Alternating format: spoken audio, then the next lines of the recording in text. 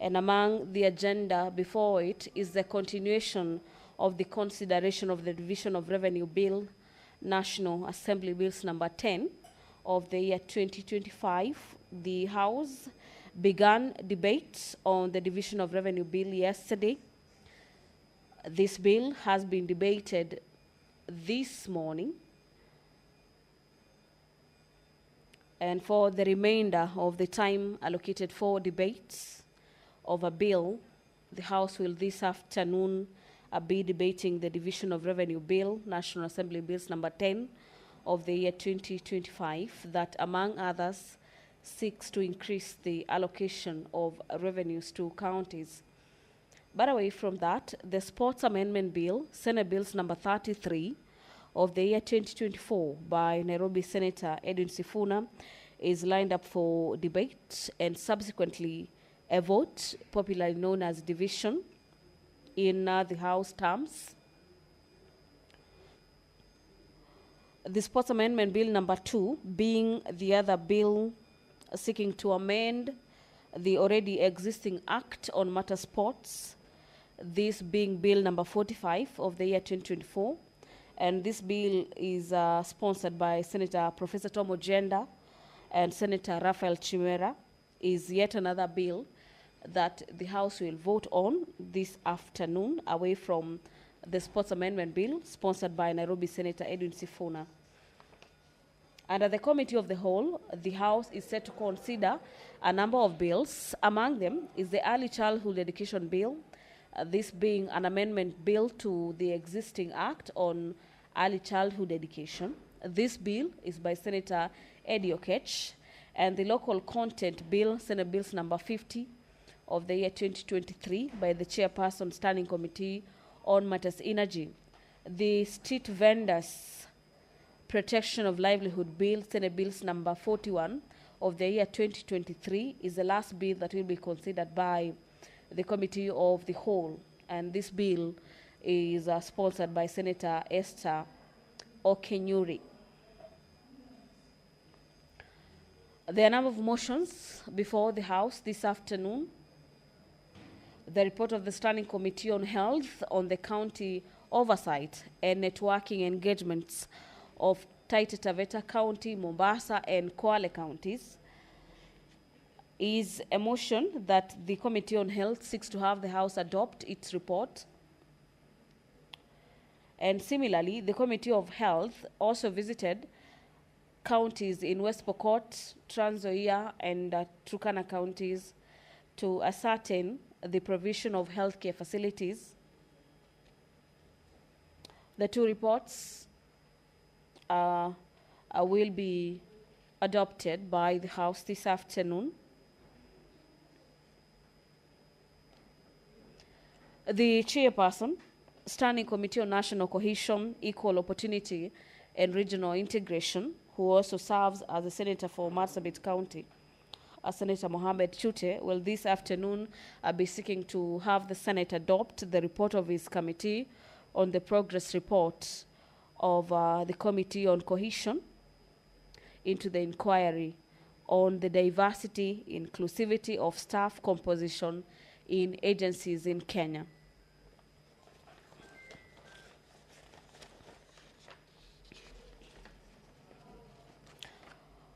On Standing Orders number 52, subsection 1, nominated Senator Hezena will be making a statement regarding the joint Bunge Youth Dialogue that was held on the 7th of March 2025. And this dialogue was co-hosted by the Kenya Young Parliamentarians Association, popularly known as KYPA, and the Club of the Madrid's network of the youth, the young decision makers. Pursuant to Standing Orders number 53, and this is 53 subsection 1, a number of senators are set to seek for statements before the various standing committees of the House. Senator Seki, the senator for Kajiado County, will be seeking a statement from the Standing Committee on Matters Land, Environment, and Natural Resources regarding the ongoing construction of a hotel within the Ngong forest. It is a matter that has elicited public debate online. And away from this statement on the construction in Ngong, the Senator for Taita Taveta County, Senator Jones Maruma, will be seeking a statement from the Committee on Devolution concerning the non-remittance of staff SACCO deposits and loan repayment deductions to Kwetu SACCO and other financial institutions by the Taita Taveta County. Allow me to hand over for the Senate live broadcast. Enjoy your viewing. Tazame kwa neema nyingi na baraka sisi watumishi wako ambao umeridhika kutuita kwa nyadhifa za uongozi katika jamhuri hii yetu. Tutakuomba tuwajalie tuyatende na kufikia mambo yote atakayofikishwa mbele yetu kwa njia ya haki na uaminifu ili kustawisha amani, ufanisi na heri ya nchi yetu na wale ambao haja zao umesikabidhi mikononi mwetu. Amen.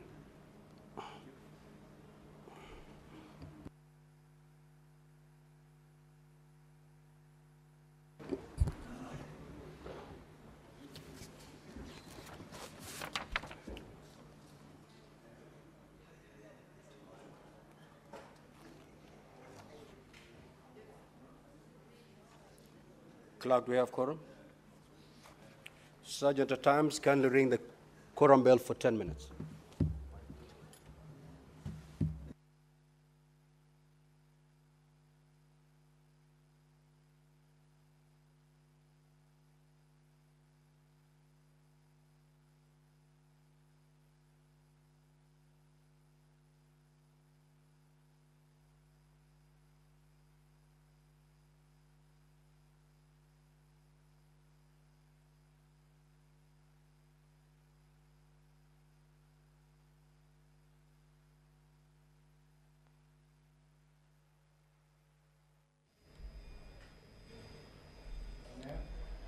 The quorum bell at the Senate this afternoon is currently ringing as per the directives by the Speaker of the House, currently presiding over the business of the Senate this afternoon.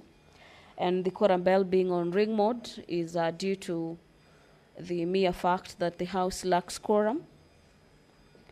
And as you await for the quorum to be attained, the Senator for Taita Taveta County, Senator Jones Maruma, is set to seek a statement from the Standing Committee on Devolution and Intergovernmental Relations concerning the non-remittance of staff SACCO deposits and loan repayment deductions to Kwetu SACCO and other financial institutions by the Taita Taveta County government.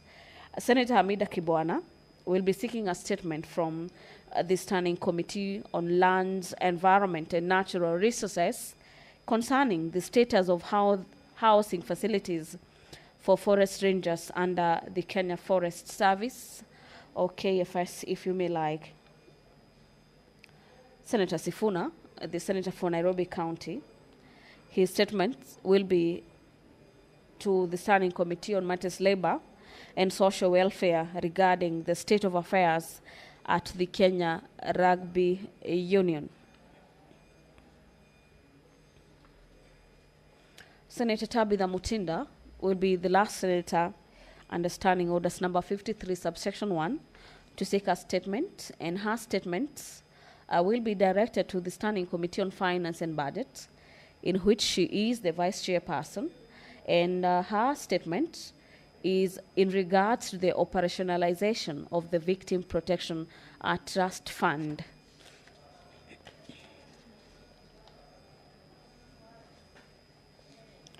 The Senator for Kiambu County, Senator Karongo Wadhangwa, is seeking to have the Senate establish a policy to regulate artificial intelligence, AI, and innovation in Kenya.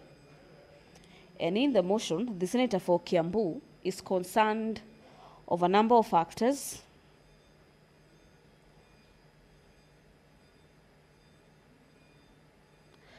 And among the concerns listed by the Senator for Kiambu is that there is no comprehensive legislative or policy framework to guide the governance, development, or ethical use of AI in Kenya, a phenomenon that is potentially likely to affect the innovation among local startups and youth-led tech enterprises. And in this motion that is seeking to establish a policy to regulate artificial intelligence and innovation in Kenya, the Senator for Kiambu is seeking to have the Senate resolve that the Minister of Information, Communication and Digital Economy do develop a policy on artificial intelligence and emerging technologies, with particular emphasis on the promoting of research and development of locally relevant AI solutions. The quorum has been attained. Business. Clerk, proceed to call the first order, please. Order number 1, administration of oath. Order number 2, communication from the chair. Honorable Senators, on Monday, the 19th of May, 2025, by a letter dated the 19th of May, 2025, reference UDA/SAN/05/2025, the Secretary General of the United Democratic Alliance, UDA, party wrote to the Speaker of the Senate, notifying the Speaker of the Senate that nominated Senator Gloria Oroba has been expelled from the party. By the same letter, the Secretary General of UDA further notified the Speaker of the Senate that the said nominated senator ceased to be a UDA nominee to the Senate. In the same letter, the Secretary General also requested the Speaker of the Senate to issue a declaration of a vacancy of the seat being held by Senator Gloria Oroba. Now, Honorable Senators, on 21st May 2025, I also received a letter reference RPP/F/RP/015, Volume 6, into brackets 36, dated the 20th of May 2025, from the Registrar of Political Parties, communicating the decision of the Disciplinary Committee of the UDA on the expulsion of Senator Gloria Oroba from the UDA party. Attached to the letter was a copy of the Disciplinary Committee's decision and ratification by the National Executive Committee of UDA. Accordingly, via a special issue of the Kenya Gazette number 97, dated 21st of May 2025, containing Gazette Notice number 6461, I have communicated the occurrence of a vacancy in a member of the Senate elected through a party list. The Gazette Notice notifies the general public that pursuant to Article 103(1)(EI of the Constitution and Section 37 of the Elections Act, the seat for the member of the Senate elected under Article 98(1)(b) of the Constitution and held by Senator Gloria Oroba has become vacant, with effect from today, Wednesday, 21st of May 2025. Now, Honorable Senators, pursuant to the provisions of Article 101(2) of the Constitution and Section 16(3) and 37 of the Elections Act, I have notified the Independent Electoral and Boundaries Commission, IEBC, and the political party concerned of the vacancy arising in the office of a member of the Senate elected under Article 98(1)(b) of the Constitution. The Senate is accordingly notified. Thank you.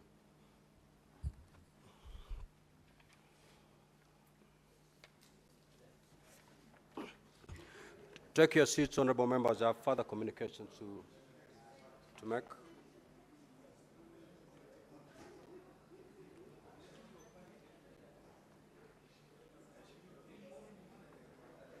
Senator Karen Nyamu. Honorable Senators, Senator Seki, you're out of order. Honorable Senators, as you will recall, the motion on the consideration of the report of the Standing Committee on Finance and Budget on the fourth basis for allocating the share of national revenue among counties was scheduled for consideration on the 8th of May 2025. However, before the motion was moved, several senators rose on points of order, highlighting the need for more time to interrogate the contents of the report and gain a better understanding of the recommendation by the committee. Consequently, following consultation with the chairperson of the Standing Committee on Finance and Budget, it was agreed that the motion be deferred and rescheduled for debate on Thursday, 22nd of May 2025, to provide senators with sufficient time to to familiarize themselves with the contents of the report. Honorable Senators, in this regard, the Standing Committee on Finance and Budget has organized a breakfast meeting for honorable senators. The purpose of this meeting is to appraise senators on the contents of the report, facilitate consultation and consensus building on the way forward regarding the matter. The breakfast meeting is scheduled to be held in the Senate Chamber, Main Parliament's buildings on Thursday, 22nd May 2025 at 9 a.m. That is tomorrow. I thank you. Again, honorable senators, as you may be aware, the National Prayer Breakfast is an annual event in the calendar of Parliament. It is an international prayer meeting sponsored by members from both houses of Parliament. The event is coordinated by an organizing committee which has been working closely with the Kenya National Prayer Breakfast Coordination Team. The organizing committee is co-chaired by Senator Daniel Manzo, MP, and Honorable Samuel Chepkonga, MP of the National Assembly. The National Prayer Breakfast has been instrumental in fostering national healing, reconciliation, and understanding on the challenges that face our country. The event will undoubtedly continue to be a uniting forum for our national ethos. Honorable Senators, this year's National Prayer Breakfast is scheduled to be held on Wednesday, the 28th of May, 2025, at the Safari Park Hotel in Nairobi from 7 a.m. The theme for the event is Rise and Rebuild. I therefore take this opportunity to invite all senators to the 22nd edition of the National Prayer Breakfast. Further details relating to the event will be given through the office of the Clerk of the Senate. Finally, I would like to acknowledge the presence in the public gallery this afternoon of visiting teachers and students from Kijabe Girls High School in Kiambu County. The delegation comprises 6 teachers and 126 students who are in the Senate for a one-day academic exposition. Honorable Senators, in our usual tradition of receiving and welcoming visitors to Parliament, I extend a warm welcome to them, and on behalf of the Senate and on my own behalf, wish them a fruitful visit. I will call upon the Majority Leader to extend the word of welcome to the delegation under 1 minute. You may proceed, Majority Leader. Let the delegation be, are you seeing clarification on Kijabe School? Yeah, let the delegation be properly acknowledged and celebrated by the Majority Leader. You may proceed, Majority Leader. Mr. Speaker, as punishment for interrupting a very solemn moment when students visit our institution, I'll be requesting that we move the House that Senator Boni Alwale be compelled to meet with the students and buy lunch for them, Mr. Speaker. Otherwise, Mr. Speaker, I join these students that have joined us this afternoon to follow proceedings here in the Senate. Welcome to the Senate of the Republic of Kenya. I hope that you have a full value for the time that you have taken. There isn't much that has happened yet, but like I always say, things always boil from 0 to 100 in the span of a second in this House. So don't be in a hurry. Enjoy the debate. Get to interact with members, those that will have the time to, and I wish you well in your studies. I thank you, Mr. Speaker. Next order.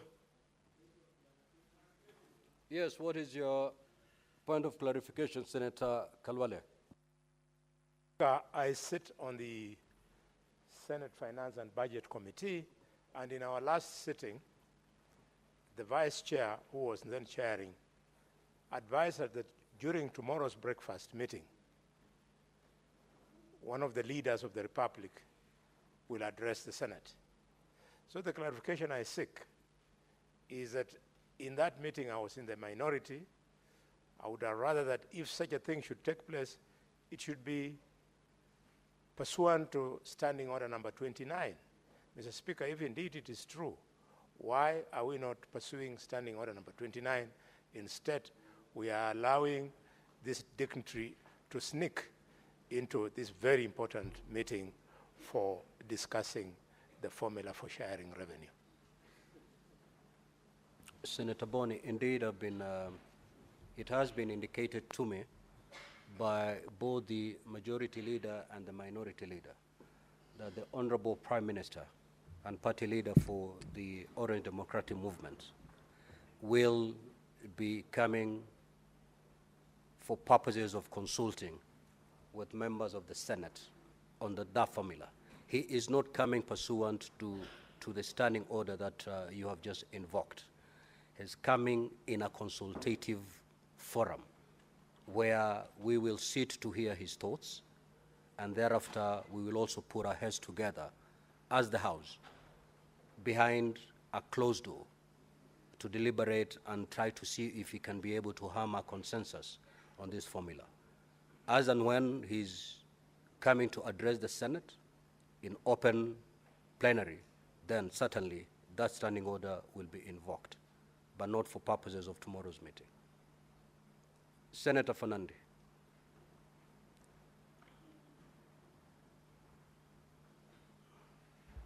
Maybe, Speaker, I needed your guidance because further interpretation of Standing Order number 29, while I appreciate we can caucus and parliamentary caucuses are allowed and consultations are allowed, the interpretation of Standing Order number 29 says there can be modification. So we really want to know the modification that your office and the clerk's office will apply, because these are distinguished visiting dignitary. He is not the ordinary mortal, the holopolois of the street. This is one of the prime ministers of this republic, Mr. Speaker. He is one of the senior members of broad-based government, Mr. Speaker, and he has the eye and the ears of the president. So we really need on how we can prepare on how to receive him and how to engage. And it is important, Speaker, that even as we sit, what will be the agenda, because many Kenyans will really want to know, knowing that the former Prime Minister, as they say, Papa Podpek, has always been on the agenda of having money devolved to counties and also removal of NGCDF. So it is important so that as we go to consultation, the modification of Standing Order number 29. I thank you, Mr. Speaker. You know, honorable senators, our standing orders can only be invoked when the Senate is officially sitting. The meeting that is going to take place tomorrow is not an official sitting of the Senate. It is a consultative forum. In fact, we had chosen some hotel somewhere in the outskirts of Nairobi to hold this meeting. But because of logistics challenges, we decided to have it within the precincts of Parliament. So it is not a sitting for purposes of our standing orders. Next order. Order number 3, messages. Order number 4, petitions.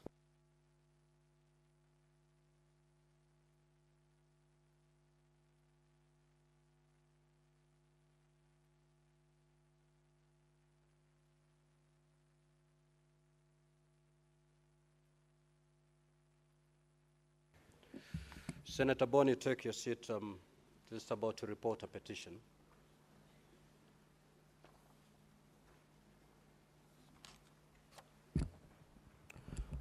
Honorable Senators, I hereby report to the Senate that a petition has been submitted through the clerk by members of the Core Civil Society Network for Human Rights concerning the inaccessibility of public buildings and offices by persons with disabilities, PWDs, in Mombasa County. As you may be aware, as you are aware, under Article 119(1) of the Constitution, and I quote, every person has a right to petition Parliament to consider any matter within its authority, including enacting, amending, or repealing any legislation. Honorable Senators, the silent issues raised in the petition are as follows. 1, there are a majority of public buildings in Mombasa County, including Bima Towers, the Betting and Control Building, the Office of the Deputy Commissioner of Movita, the Mombasa County Assembly, Uhuru Nakazi, the Mombasa Law Courts, and the National Environment and Management Authority are inaccessible to persons with disabilities, PWDs. That the Betting and Control Building, which houses several county government offices and departments, has been inaccessible to PWDs for at least 5 years. That the Uhuru Nakazi Building, which accommodates major government offices, including the National Council for Persons with Disabilities, often has lifts that are out of service. That despite numerous deprivations, the Mombasa County Assembly has not complied with the accessibility requirements and its gallery remains inaccessible to PWDs. That the officers of the Deputy Commissioner from Vita at Treasury Square lack access, provisions, and lifts for PWDs. Additionally, the building housing the Mombasa Law Courts also lacks lifts, with most courtrooms located on the first floor. That the petitioners have made several attempts to resolve the concerns presented in the petition with the Department of Lands, Housing and Urban Planning, the National Councils for Persons with Disability, the Mombasa County Commissioner, the Governor of Mombasa County, the Speaker of the County Assembly of Mombasa, and the National Gender and Equality Commission, all of which have yielded unsuccessful results. Consequently, the petitioner prays that the Senate intervenes by doing the following. 1, instituting an inquiry into the status of accessibility of all buildings in Mombasa County to persons with disabilities in accordance with the Constitution and all other relevant regulations and standards. And 2, making recommendations to relevant government agencies to ensure that all buildings in Mombasa County are accessible to PWDs. Now, Honorable Senators, pursuant to Standing Order 2381, the petition is hereby committed to the Committee on Labor and Social Welfare for consideration. And in terms of Standing Order 2382, the committee is required, in not more than 60 calendar days from the time of reading the prayer, which is today, to table its report to the Senate for consideration. I thank you. Next order. Order number 5, papers. Order number 6, notices of motion. Senator Joe Newton. Senator Newton.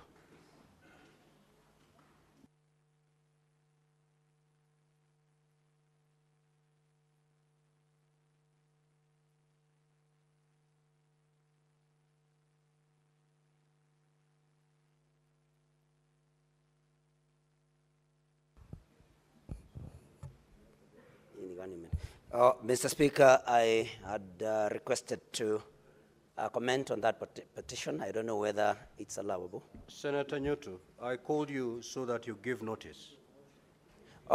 Sorry. Thank you, Mr. Speaker. This is a notice on a motion on implementation of an automated and decentralized certificate of good conduct system in Kenya.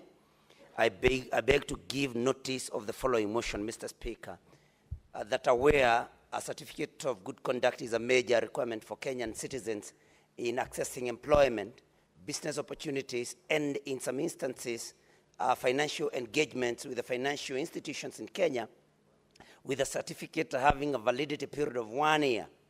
Concerned that many Kenyans are compelled to travel long distances to access this service, both for the initial application and for any subsequent applications, making the process tedious, time-consuming, and costly. Further concerned that the current manual application system is prone to delays and inconsistencies which may compromise the authenticity and the integrity of a certificate of good conduct. Cognizant that the importance of introducing an automated good conduct certification system, including the utilization of biometric fingerprint verification through the deployment of biometric kits, will enhance accuracy, security, and expediency in verifying individuals' record. Now, therefore, the Senate resolves that the National Police Service Commission, in collaboration with the Ministry of Interior and National Administration, to 1, develop and implement an automated good conduct certification system designed to streamline the issuance, renewal, and verification of certificates of good conduct.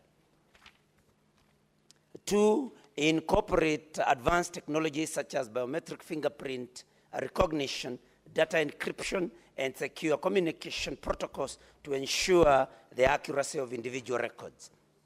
3, establish decentralized service points and deploys mobile registration units across counties to enhance accessibility, especially in remote areas. And 4, scale up awareness initiatives in rural areas on the application and renewal process for the certificate of good conduct. 2, establishment of a policy to regulate artificial intelligence, AI, and innovation in Kenya.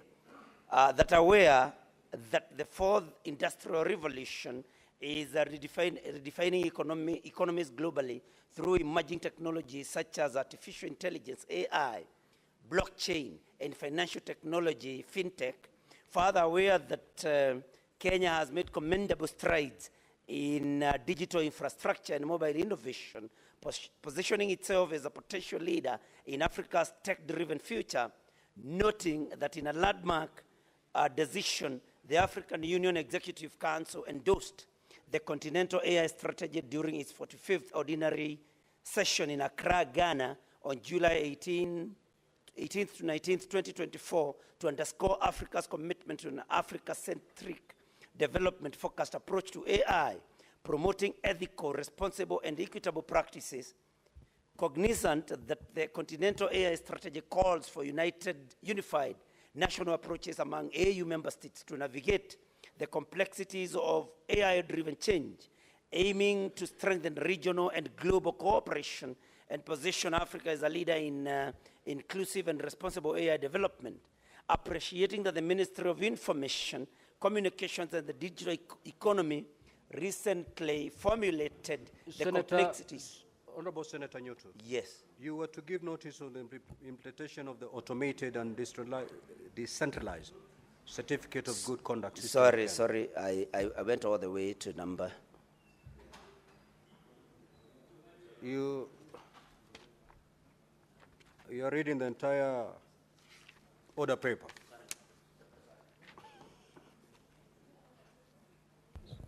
Sorry, Mr. Speaker, for that particular mishap. Mr. Speaker, I beg to give notice of that motion that I had read before. Thank you, Senator Karungo Wathangwa.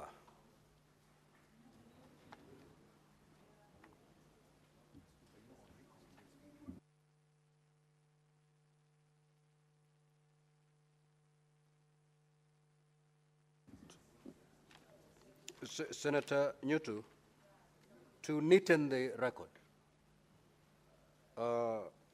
you may have to give notice afresh. Yes. Okay, Mr. Speaker. Because we're going to disregard all that you've said. Okay. Sorry for that, Mr. Speaker. Then this notice of motion on implementation of an automated and decentralized certificate of good conduct system in Kenya. And I beg to give notice of the following motion, that aware that a certificate of good conduct is a major requirement for Kenyan citizens in accessing employment, business opportunities, and in some instances financial engagement with financial institutions in Kenya, with the certificate having a validity period of 1 year. Mr. Speaker, concerned that many Kenyans are compelled to travel long distances to access this service, both for the initial application and for any subsequent applications, making the process tedious, time-consuming, and costly. Further, concerned that the current manual application system is prone to delays and inconsistencies, which may compromise the authenticity and integrity of a certificate of good conduct. Cognizant that the importance of introducing an automated good conduct certification system, including the utilization of biometric fingerprint verification through the deployment of biometric kits, will enhance accuracy, security, and expediency in verifying individuals' record. Now, therefore, the Senate resolves that the National Police Service Commission, in collaboration with the Ministry of Interior and National Administration, to 1, develop and implement an automated good conduct certification system designed to streamline the issuance, renewal, and verification of certificates of good conduct. 2, Mr. Speaker, incorporate advanced technologies such as biometric fingerprint recognition, data encryption, and secure communication protocols to ensure the accuracy of individuals' records. 3, establish decentralized service points and deploys mobile registration units across counties to enhance accessibility, especially in remote areas. And number 4, Mr. Speaker, scale up public awareness initiatives in rural areas on the application and renewal process for the certification of good conduct. I beg to move, Mr. Speaker. Senator Karungo Wathangwa is not present. This notice is deferred. Next, order clerk.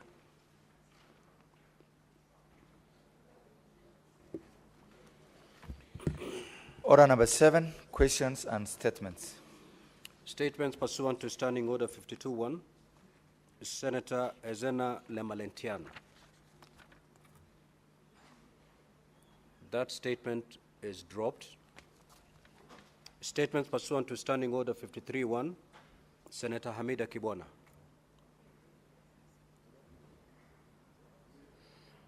That statement is dropped. Senator for Nairobi County, Senator Edwin Sifuna.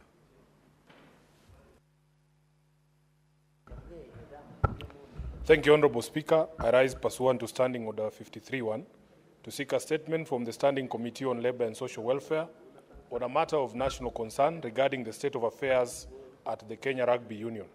In the statement, the committee should address the following. Number one, the operational and financial standing of the Kenya Rugby Union, including details on the amount of sponsorship funds channeled to KRU by various corporate entities from 2022 to 2025 or to date, and the specific expenditures of the union relating to the same period. Number two, the current status of the report by the KRU chairman, Mr. Alexander Sasha Mutai, to the DCI regarding alleged criminal and fraudulent activities within the union. Thirdly, whether all serving KRU directors possess the necessary qualifications to hold their respective offices. And lastly, Honorable Speaker, the actions being taken to address the governance and other challenges afflicting the union to avert sanctions from the World Rugby. Thank you, Honorable Speaker.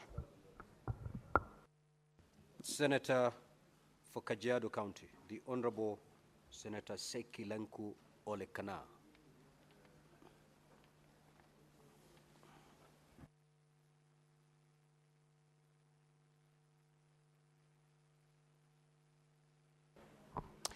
Thank you, Honorable Speaker. I request for a statement on the ongoing constructions of a hotel within Ngong Forest. Mr. Speaker, sir, I rise pursuant to Standing Order 53-1 to seek a statement from the Standing Committee on Lands, Environment and Natural Resources on a matter of national concerns regarding the ongoing construction of a hotel within Ngong Road Forest adjacent to a sanctuary area. Mr. Speaker, sir, civil societies organizations, including the Green Belt Movement and the general public, have raised serious concerns over the constructions of a hotel within the protected forest reserves. This development seriously breaches environmental protections laws, planning regulations, and public trust. In the statement, the committee should address the following.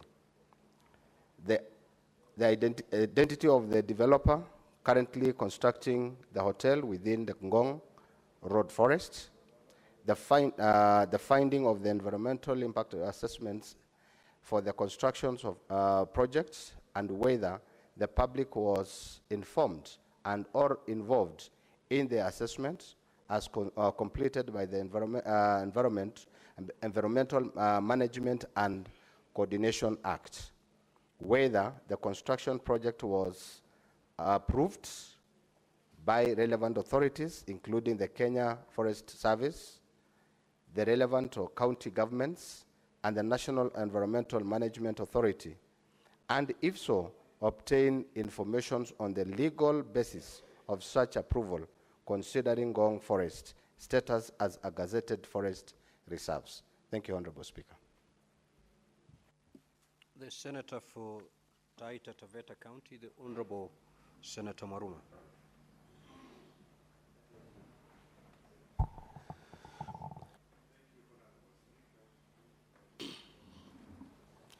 Thank you, Honorable Speaker, for this opportunity to request for a statement on non-remittance of staff deductions by Taita Taveta County Government.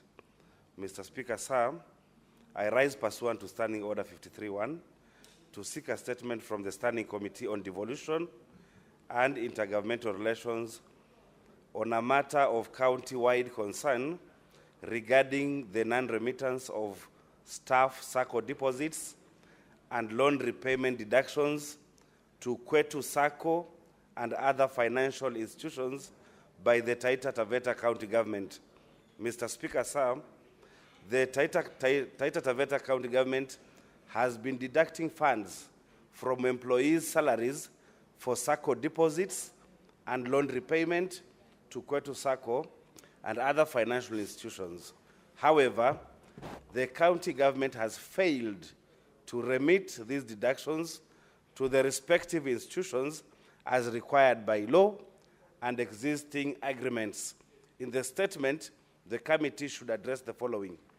1, the total amount of money deducted from employees of the Taita Taveta County government for SACCO deposits and loan repayments to Kwetu SACCO and other financial institutions which are yet to be remitted to the institutions, including details on the specific amounts per institution, as well as the duration for which the remittances have remained pending. 2, the reasons for the failure by the county government to remit these deductions, as well as the specific timelines for remittance of all outstanding amounts.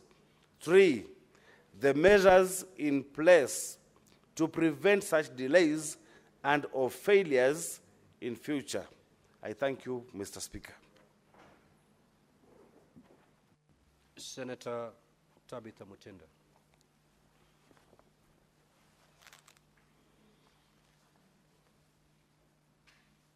That statement is dropped. Senator Karen Nyamu.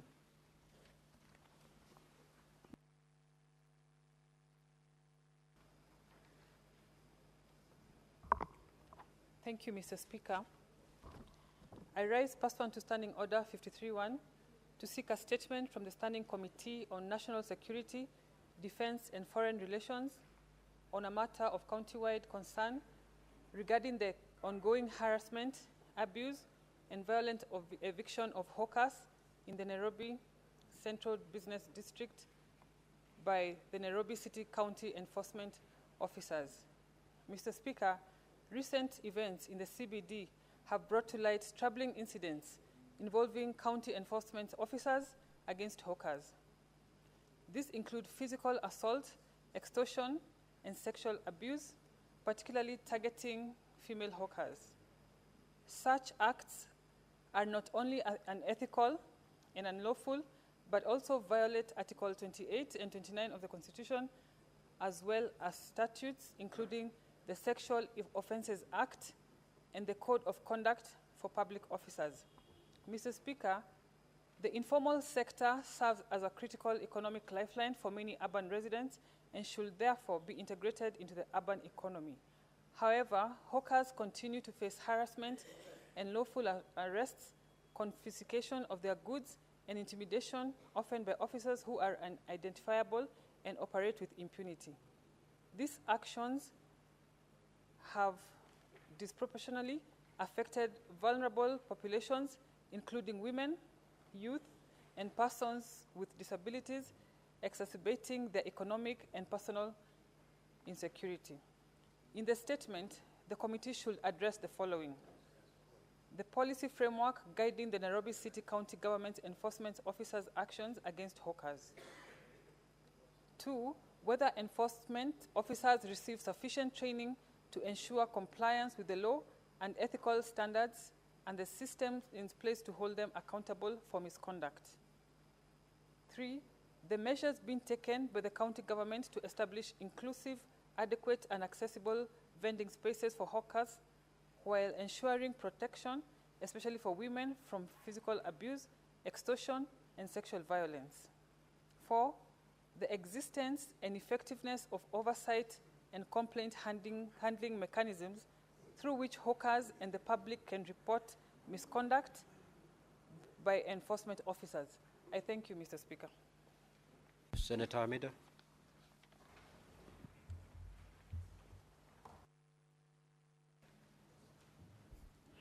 Thank you, Mr. Speaker. My statement is regarding status of housing facilities for forest rangers under the Kenya Forest Service. Mr. Speaker, sir, I rise pursuant to Standing Order 53-1 to seek a statement from the Standing Committee of Land, Environment and Natural Resources on a matter of national concern, namely the status of housing facilities for forest rangers under the Kenya Forest Service, KFS. Mr. Speaker, sir, forest rangers play a vital role in protecting forests, which are essential for biodiversity, water catchment, climate regulation, and the livelihoods of millions. Despite this, Their welfare, especially housing, remains severely overlooked. Many rangers live in unsafe and unsanitary conditions without basic amenities, and some are even forced to stay in makeshift shelters or tents near forest outposts. Supporting forest conservation requires investing in decent, sustainable housing for rangers, as it is both a welfare issue and a matter of national and environment security. In the statement, the committee should address the following: the current state of the housing infrastructure for forest rangers at all Kenya Forest Service stations and outposts across the country. Number two, measures that the Kenya Forest Service has taken to assess, maintain, or upgrade existing housing facilities for its personnel.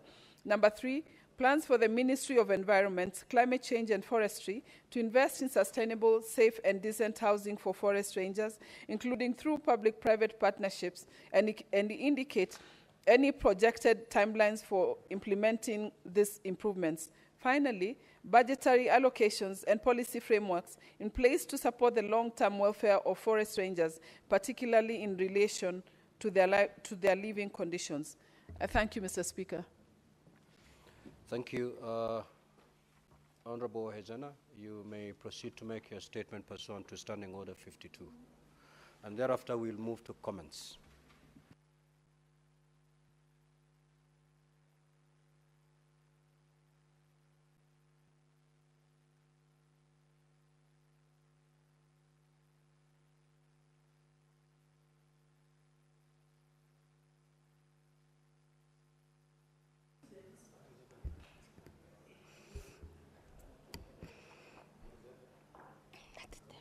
Majority Leader, you should guide new members correctly.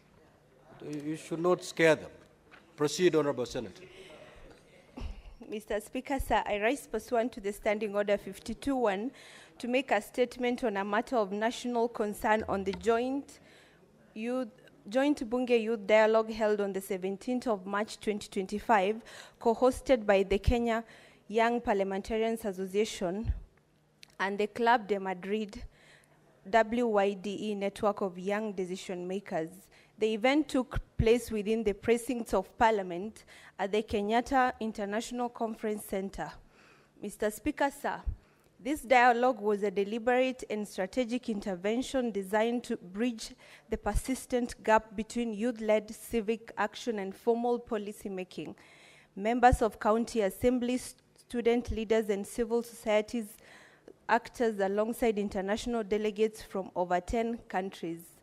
I wish to specifically acknowledge the presence of distinguished young parliamentarians from across the globe who made significant contributions to the deliberations. One, Honorable Augusta Nadi and Honorable Mubarak Kumari from Nigeria, Honorable Joanna Mamombe from Zimbabwe, Honorable Sengoi Zaya from Mongolia, and Honorable Banda Chisomo from Zambia. Their voices reinforced a global consensus.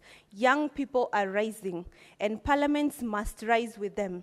Mr. Speaker, sir, a central feature of the dialogue was a vibrant mock parliamentary session during which two landmark motions were debated and unanimously adopted.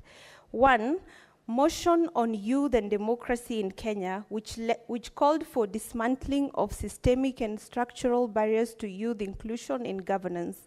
It emphasized the need for civic education, political reform, and institutional recognition of youth voices. Two, motion on youth and democracy, a global commitment which positioned Kenya as a champion of youth participation on the international stage, advocating for youth quotas, political finance reform, and representation in global decision-making platforms. These motions were not abstract. They were rooted in lived experiences. The discussions captured the frustration of young people facing exclusion from political party structures, economic disempowerment, lack of civic awareness, and tokenistic representation. Mr. Speaker, sir, the dialogue did not merely diagnose the problem, it chartered a course for action. KYPA, in collaboration with Club de Madrid and relevant stakeholders, committed to a concrete, actionable framework, including 1. Cascading mock parliaments to all 47 counties with institutional backing to entrench civic education and participatory governance. 2. Establishing a youth policy consolidation framework to link grassroots concern to national legislation and policy making. 3. Institutionalizing structured youth dialogues in partnership with county governments and assemblies. 4. Creating safe civics platforms for marginalized and rural youth, particularly in arid, informal, and underserved regions. 5th, developing a digital engagement portal to enable real-time issue tracking and feedback between youth and parliament. Last but not least, tabling youth-led proposals in both houses of parliament with a commitment to follow through to implementation. Mr. Speaker, sir, with over 75% of Kenya's population under 35, Kenya's democracy cannot afford to sideline its youth. This dialogue affirmed that young people in Kenya are not asking for charity. They are demanding equity, representation, and access. They seek to move from protest to policy, from street mobilization to structured leadership. For this to happen, Parliament must act. Mr. Speaker, sir, I wish to acknowledge and thank the speakers and clerks of both houses of Parliament for continued support to the Kenya Young Parliamentarians Association and for facilitating the hosting of the dialogue at the KICC. This gesture affirms the critical role of Parliament in fostering youth leadership and democratic inclusion. Let me also emphasize, Mr. Speaker, that the partnerships between KYPA and Club de Madrid is not cosmetic, it is deliberate, reform-focused, and long-term. This is not a one-off event. We are committed to implementing the resolutions of this dialogue and cascading them to all counties, not through talk shops, but through legislative mentorship, civic dialogues, and grassroots policy action. In conclusion, Mr. Speaker, I urge this House to extend full legislative and institutional support to the outcomes of the Bunge Youth Dialogue. Let these ideas not gather dust in reports and communiques. Let them be translated into motions, bills, budget lines, and ultimately into the lives of young people across this nation. Let history remember that this Parliament stood with its youth and that it acted when it mattered the most. Thank you, Mr. Speaker. Honorable Senators, we will we'll have comments for half an hour, and therefore, if you get an opportunity to speak, kindly keep it under 3 minutes. The Honorable Senator Moses Otieno Kajwang.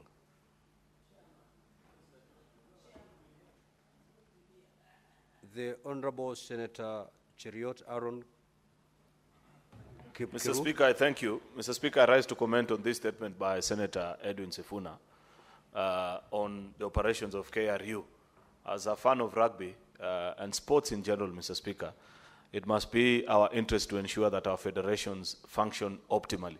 And any time there are accusations of either maladministrations in those institutions, any fan of sports must take in interest. And therefore, I hope that KRU shall be open to this kind of scrutiny. And perhaps even as a house, we can assist them to achieve their objectives, because it's not just about pointing fingers of accusation, but finding nexus through which we can collaborate with them, Mr. Speaker, to ensure that we take rugby to even greater levels than what it already is. While still on the topic of sports, Mr. Speaker, I must express great dissatisfaction with the operations at Sports Kenya, Mr. Speaker. You know, Mr. Speaker, that this country has only one continental tour, known as the Kipkeino Classic, and it happens once every year.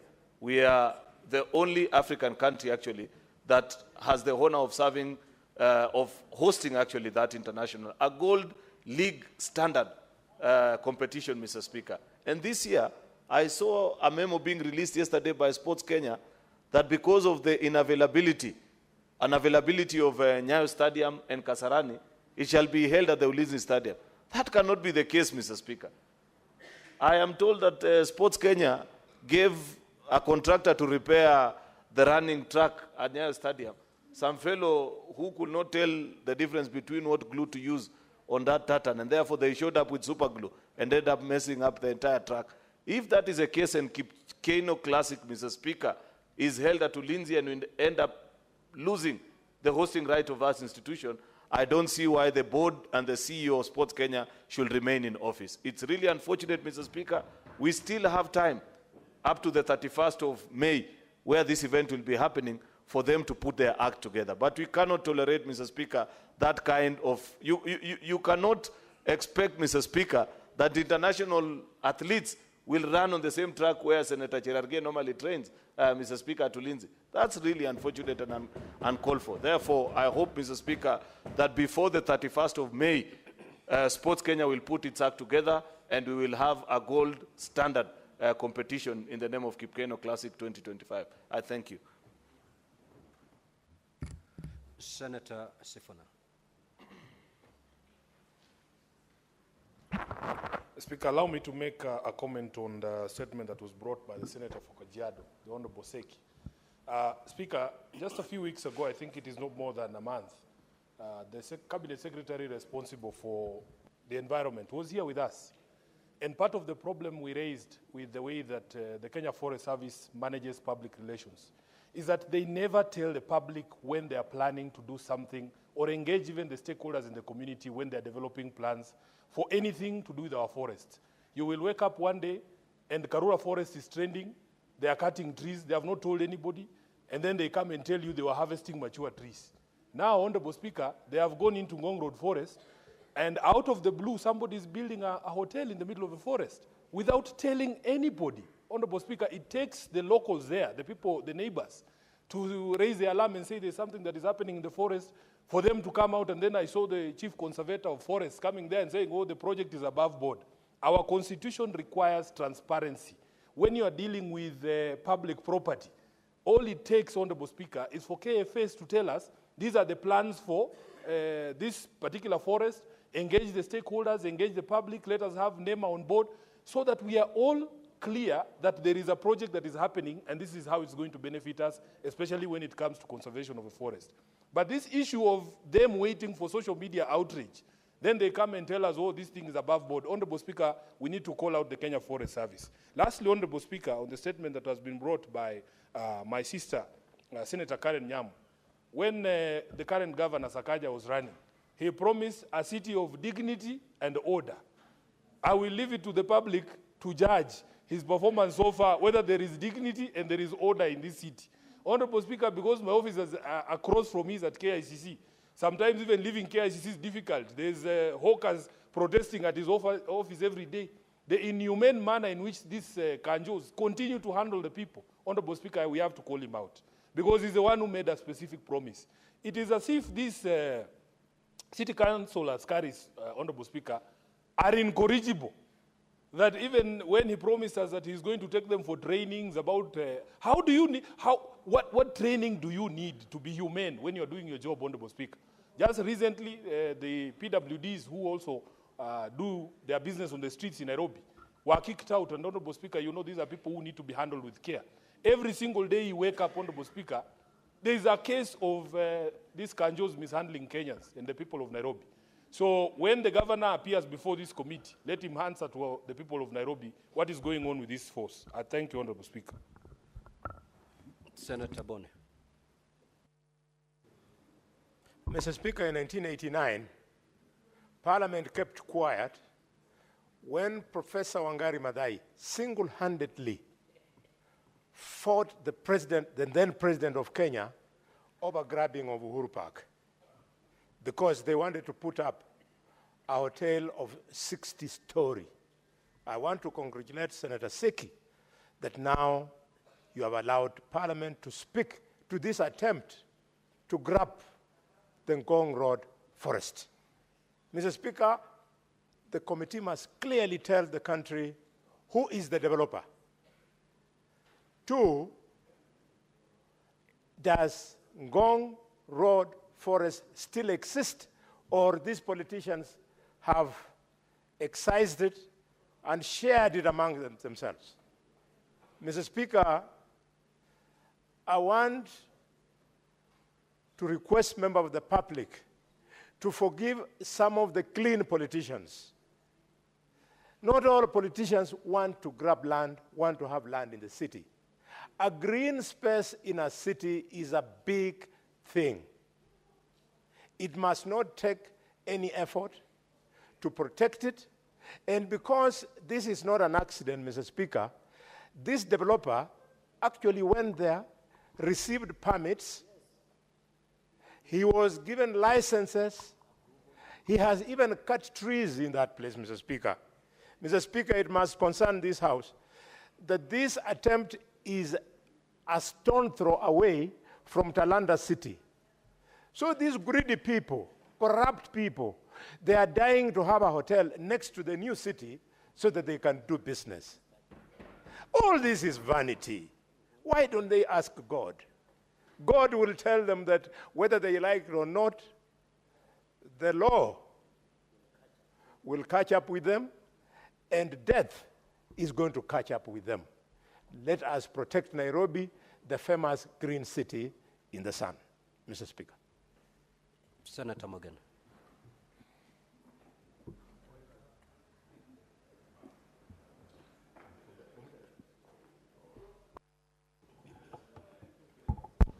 Yes, Mr. Speaker, sir, I wanted to seek a clarification from the communication that you had early made to the House, touching on Senator Gloria Oroba. Mr. Speaker, I wanted to bring it to the attention Senator Mogeni, yes. We are now on comments on the statement that have been requested. If you don't have any comments, kindly yield. Sorry, Mr. Speaker, I wanted on 11th of May 2021, President was set. A similar communication was made to the House. Yes, but let us dispense with the comments My majority first. here. Let us dispense with the comments thank first. you. I abide. We have limited time to do this. I abide. Senator Osotsi. No, Senator Osotsi. Thank you, Mr. Speaker. Mr. Speaker, allow me to comment on two statements. The first statement by Senator Sifuna on the affairs of the Kenya Rugby Union. Mr. Speaker, it's unfortunate that most of the sporting associations in Kenya are riddled with corruption and mismanagement. And I think it's important that the committee that will be looking at this matter to go to the depth of the issues at the Kenya Rugby Union so that those officials who are involved in any kind of malpractice should be subjected to the law.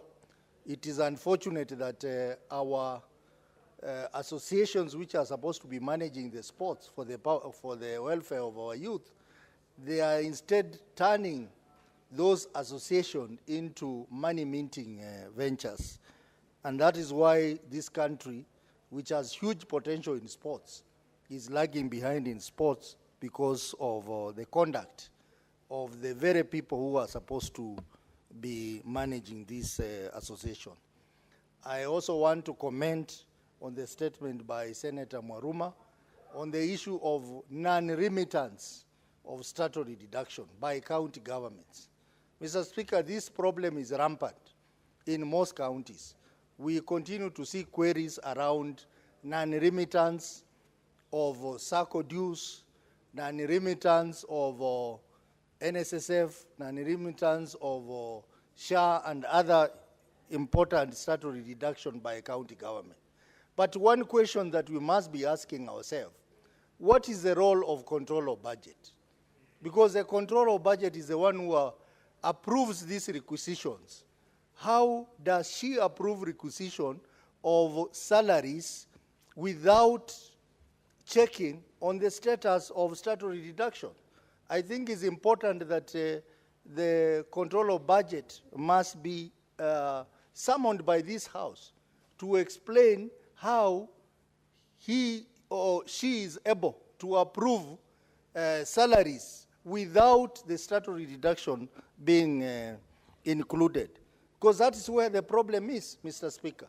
We have so many staff in our county governments who cannot access SACCO loans, and yet they have been deducted SACCO amount from their salaries, and they are suffering.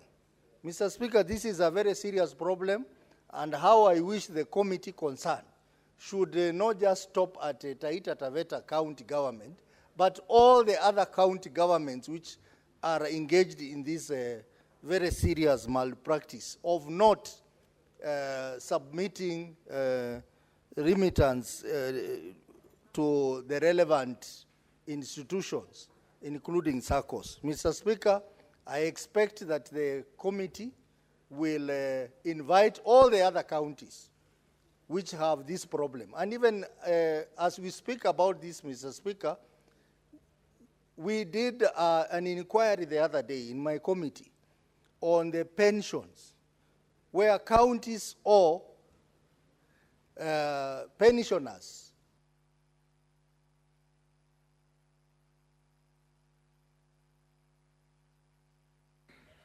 Senator Fernandi. Thank you, Mr. Speaker. Sir, I rise to support the statement by Senator Edwin Watenya Sifuna on the affairs of Kenya Rugby Union. Mr. Speaker, sports associations have turned into conclaves and enclaves of perpetuating corruption, and they feel that they cannot be held accountable.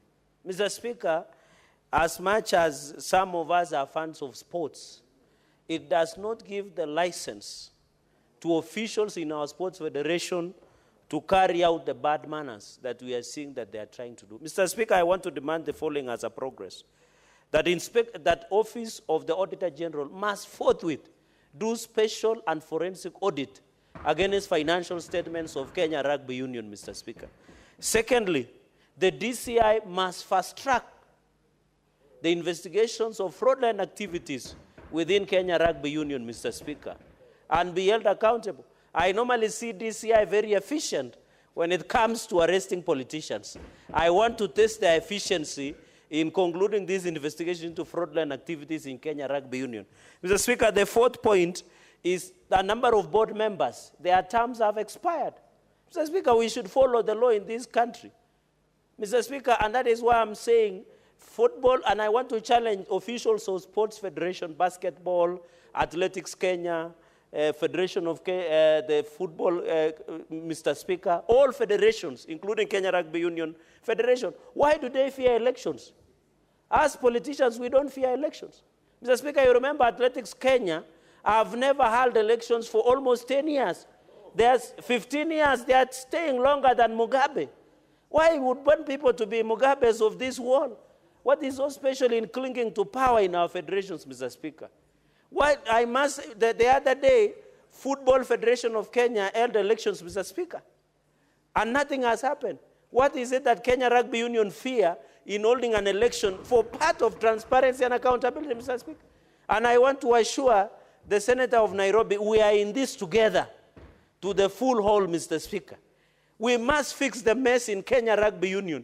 It cannot be business as usual, Mr. Speaker. Finally, on Senator Karen Nyamu's statement on harassment, Mr. Speaker, the current governor told us, Sakaja, that lazima I work. Unfortunately, I work. That's the position. It doesn't work. Mr. Speaker, how can you? I was embarrassed. I expected the women of this country to be demonstrating on streets for sexual harassment in the guise by these askaris, Mr. Speaker. How can you harass the disabled, the PWDs, Mr. Speaker? The mamambogas, the border, the hustlers, Mr. Speaker. We will not allow Sakaja to get away with this. It must be dealt with. I thank you, Mr. Speaker. Senator Omtata. Thank you, Mr. Speaker. I begin by commenting on the statement by Senator Karen on the hawkers. We must realize that hawking is a very important industry in any area or in any society, because it's in hawking. It's only in hawking that you need minimum capital to be able to engage and trade. With 50 shillings, you can buy tomatoes and make 100 shillings at the end of the day. So we only need to find a way of regulating this industry of quick wealth generation so that young people can be able to engage in it. And also, given the low capital requirements, sometimes it's the only area where people are disadvantaged can engage in some form of enterprise to move forward. On the question of the rugby union, I think generally sports in this country has been taken for granted. Sports is no longer just an idle area. Sports is a major industry. Sports is a major industry, and in a country that is grappling with employment challenges, very huge unemployment, I think if we gave it the chance, the attention it requires, sports should move forward. And there's this culture of utadu, because why all these things are happening is you go back to law enforcement. Law enforcement is heavily compromised. The Office of the Auditor General, the ESCC, the police, all these people are so compromised that you find people do what they want and they tell you to do whatever, they dare you. But the time is coming when we should really, Mr. Speaker, sir, have these organizations called to book.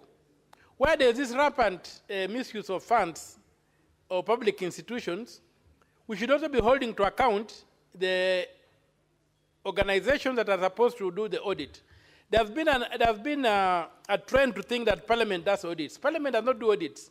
Parliament cannot even change a comma in a report of the Auditor General. The Auditor General's report is final. We can only act on it. And finally, on the question of the youth bulge and the youth challenges in this country, we cannot sweep them under the carpet. Young people have no jobs. Young people have got no future. Young people have got no idea they're facing. And it's time we stopped doing the nonsensical things we are good at doing and focus on changing this country, on making the taxes of this country work for the people. We should stop theft.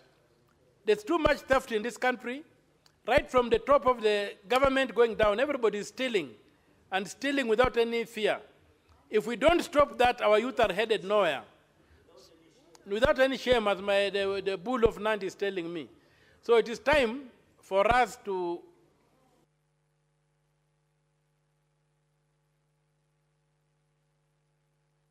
Senator Kinyua.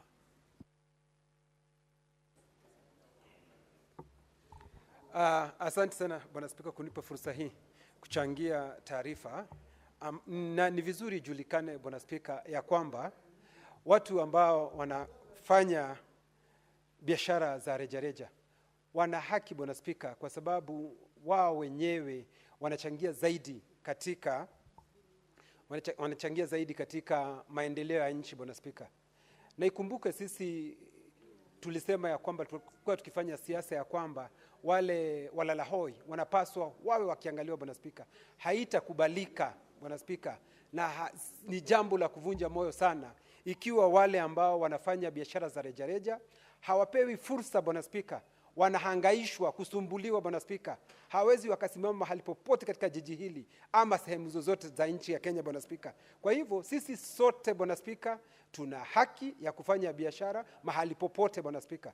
Kwa hivyo nataka kusema ya kwamba jambo hilo kamati ambayo itakayoshughulikia ijue ya kwamba watu wote wapewe haki za kufanya biashara. Iwe biashara kubwa, iwe biashara rejareja, iwe biashara yoyote Bwana Spika. Ikiwa mtu amefuata taratibu za kisheria Bwana Spika, anapaswa apewe fursa kama mtu mwingine yoyote afanye kazi yake. Na tunamwambia Governor wa Nairobi Bwana Spika, tumwambie vizuri, tuelewe, kwa sababu ni hivi juzi tulikuwa naye hapa katika Seneti. Alikuwa akitetea hawa wafanyi biashara wa rejareja. Sijui ni nini kimefanyika, amepinduka Bwana Spika, anawafukuza ni kama swara hapa mjini, hakuna mahali wanaweza wakaketi. Hawezi wakatengenezea hata choo Bwana Spika, na wale ndio wanaolipa kodi Bwana Spika. Kwa hivyo ni vizuri hata wao waangaliwe Bwana Spika. Asanti na nashukuru. Senator Wambua.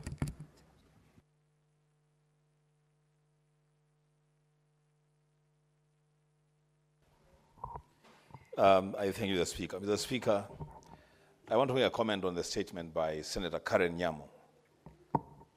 Karen Nyamu, Senator, I'm making a comment on your statement. It will be important for you to listen because it's an important statement.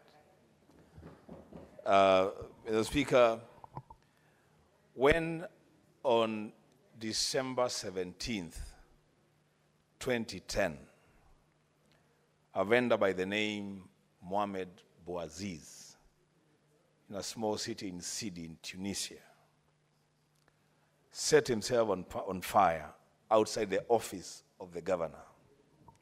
To the eyes of many people, it was just a vendor who was expressing frustration because of harassment by the city county government at that time. But Mr. Speaker, what followed that act led to what today is known as the Arab Spring, which brought down governments in that region. Mr. Speaker, vendors, street vendors, are an important segment of any city, any society, anywhere. I do understand, Mr. Speaker, the need for cities to be clean and for us to develop what we are calling smart cities. But, Mr. Speaker, that must be balanced with the need to allow people to earn a living.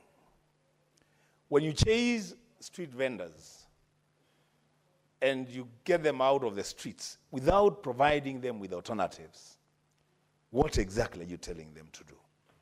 As Speaker, it is the responsibility of our governments, both local governments and the national government, to find ways and means of enabling people at the lower segments of the pyramid, economic pyramid, to earn a decent living.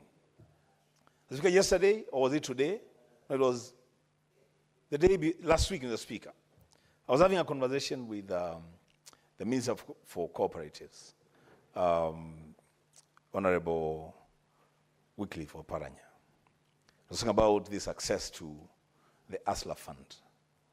And I'm wondering, Mr. Speaker, on the one hand, the national government is enabling access to funds for young people to start small little businesses. On the other hand, Mr. Speaker, the city county government of Nairobi is chasing those very young people from doing their businesses on the streets of Nairobi. What would have been better, Mr. Speaker, is for the the county government of Nairobi to provide premises, places where vendors can do decent business.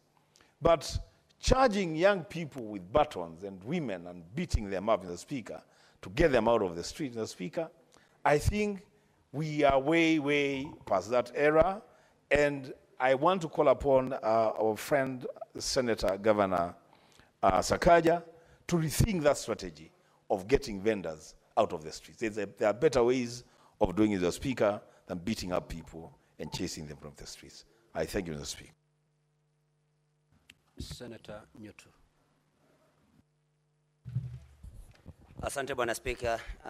Nami nataka niseme moja mawili kuhusu taarifa ambayo imetolewa na Seneta wa Kajiado, Seneta Seki, kuhusu ujenzi wa hoteli katika ndani ya msitu wa Gong.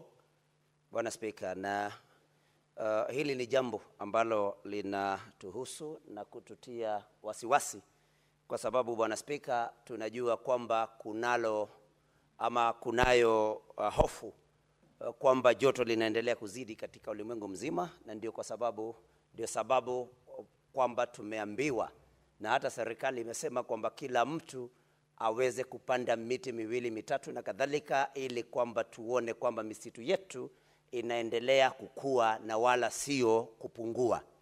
Bwana Spika, kama walivyotangulia kusema wenzangu, wale ambao wametwikwa jukumu la kulinda misitu wamekuwa wakilala katika kazi zao, na mahali ambapo ama wakati ambapo wananchi ama mashirika tofauti wanapo leta mambo haya katika mwanga, hapo ndipo wale sasa walio na jukumu hili la kulinda misitu wanapokuja na kutupatia vijisababu ni kwamba ni kwa nini kumetokea mambo kama yale, na kama alivyosema mwenzangu mmoja kwamba juzi pale katika Karura wakati walikuwa nakata misitu wakasema kwamba walikuwa wanaondoa ile miti ya zamani ili kuweka miti ya kisasa, lakini walikuwa wanakata miti yote.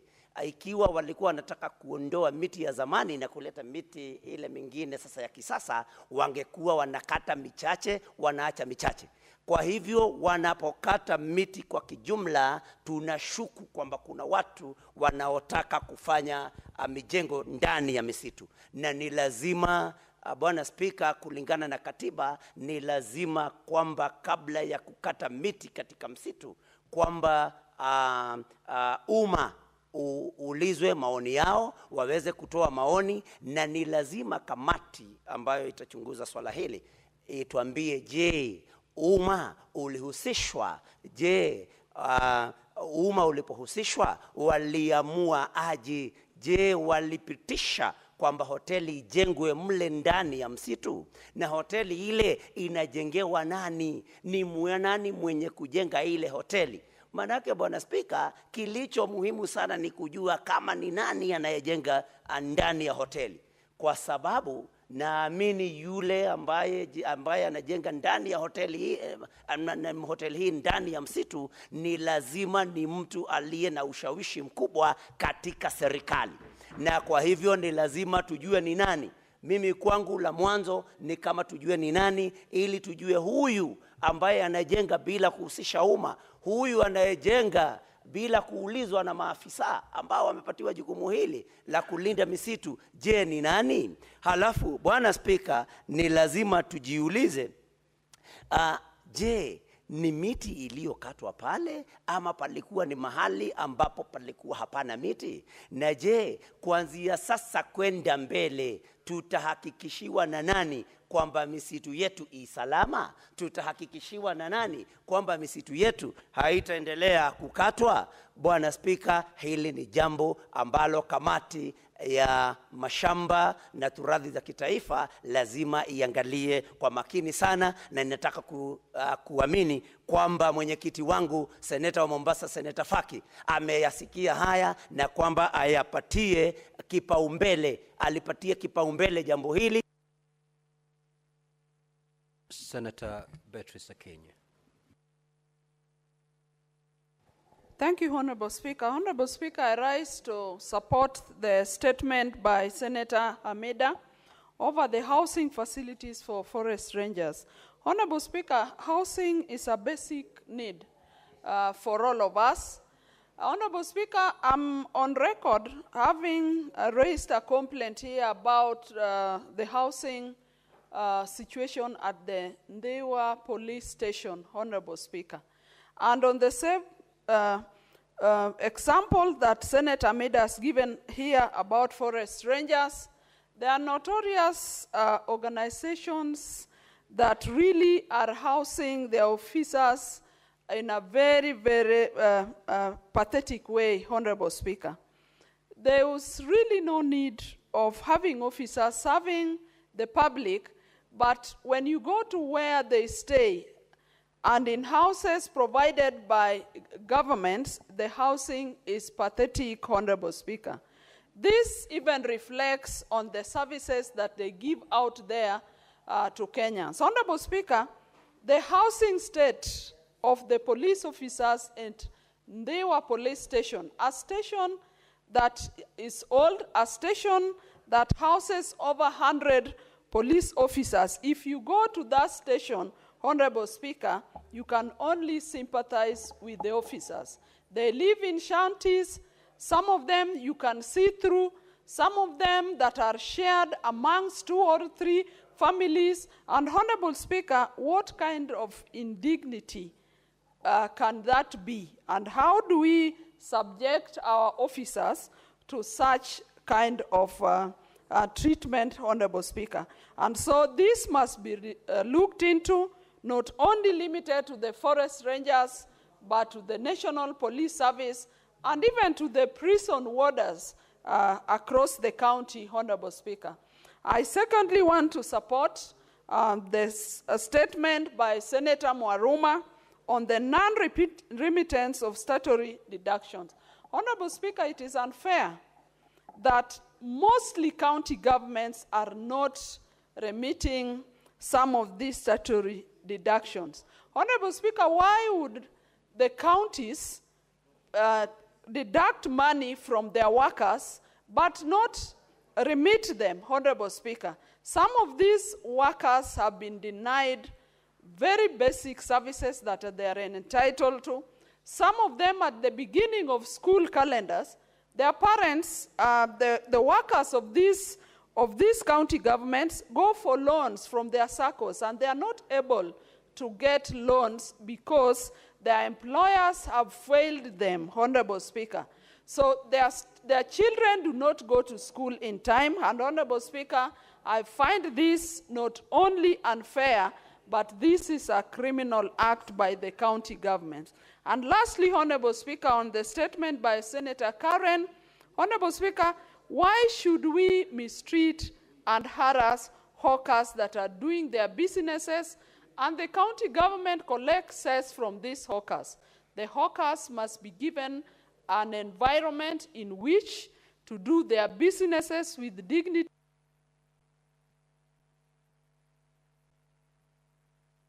Senator Joyce.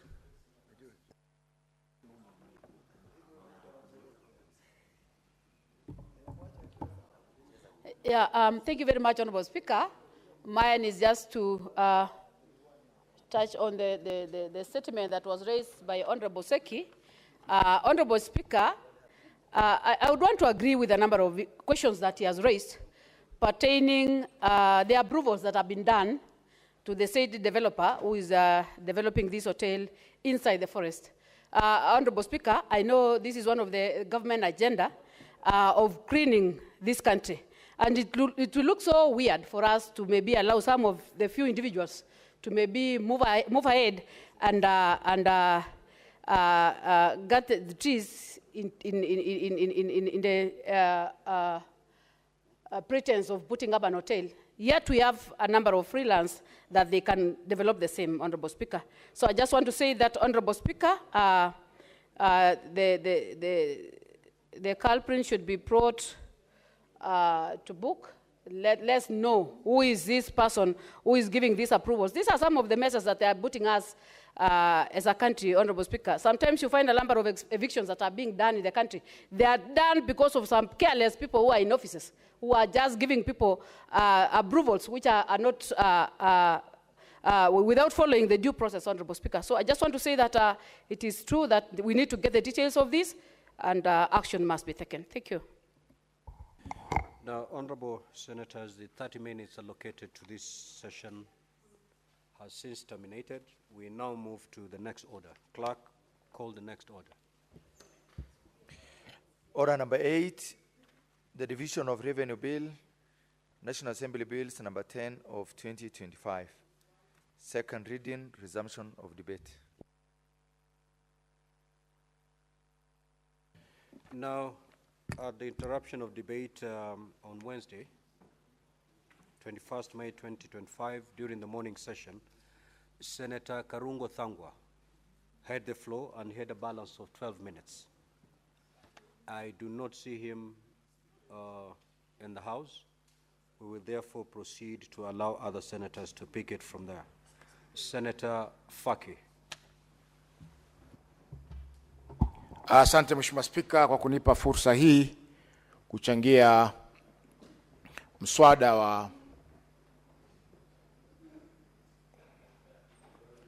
ugavi wa fedha kwa mwaka 2025-2026. Mheshimiwa Spika, kwanza kabisa niseme kwamba mswada huu ni muhimu sana katika nchi yetu kwa sababu ndio kinara cha miswada yote ambayo inahusiana na masuala ya fedha katika nchi yetu. Baada ya hii nafikiri ndio kutakuja mswada wa kara, yani ule mswada ambao unagawanya zile fedha kati ya kaunti zetu, na vile vile zitakuja yale masuala ya mengine ambayo yanagawanya zile pesa kama vile appropriation account acts ambazo zinatoa pesa zile kutoka kwa hazina kuu kwenda kwa wizara na vile vile via kaunti zetu. Mheshimiwa Spika, mwaka jana kulikuwa na changamoto nyingi ambazo zilisababisha mswada huu ambao tuliupitisha mara ya kwanza ukienda kwa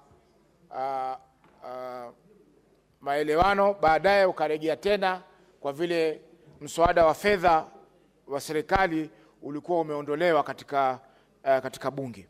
Kwa hiyo Mheshimiwa Spika, mwaka huu tumeona kwamba serikali,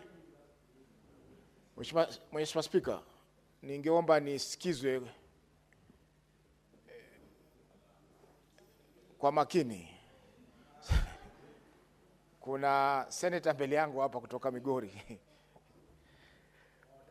Kwa hiyo Mheshimiwa Spika, mwaka huu tumeona kwamba serikali imejizatiti na kupendekeza kwamba fedha ambazo zitakwenda kwa kaunti zetu iwe ni bilioni 405. Lakini Mheshimiwa Spika, ikikumbukwa kwamba mwaka jana sisi kama bunge la Senate tulipitisha kwamba bilioni 415 ziweze kwenda katika kaunti zetu.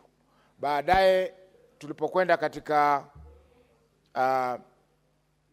maelewano, tuliweza kukubaliana na mswada wa bilioni 385 ambazo ndizo pesa zilikubalika kwenda katika kaunti zetu kwa mwaka 2024-25. Kwa Mheshimiwa Spika, ni makosa kwa serikali kuu kupendekeza pesa zile ambazo mwaka jana sisi kama bunge la Senate tulisema kwamba hazitoshi kaunti zetu.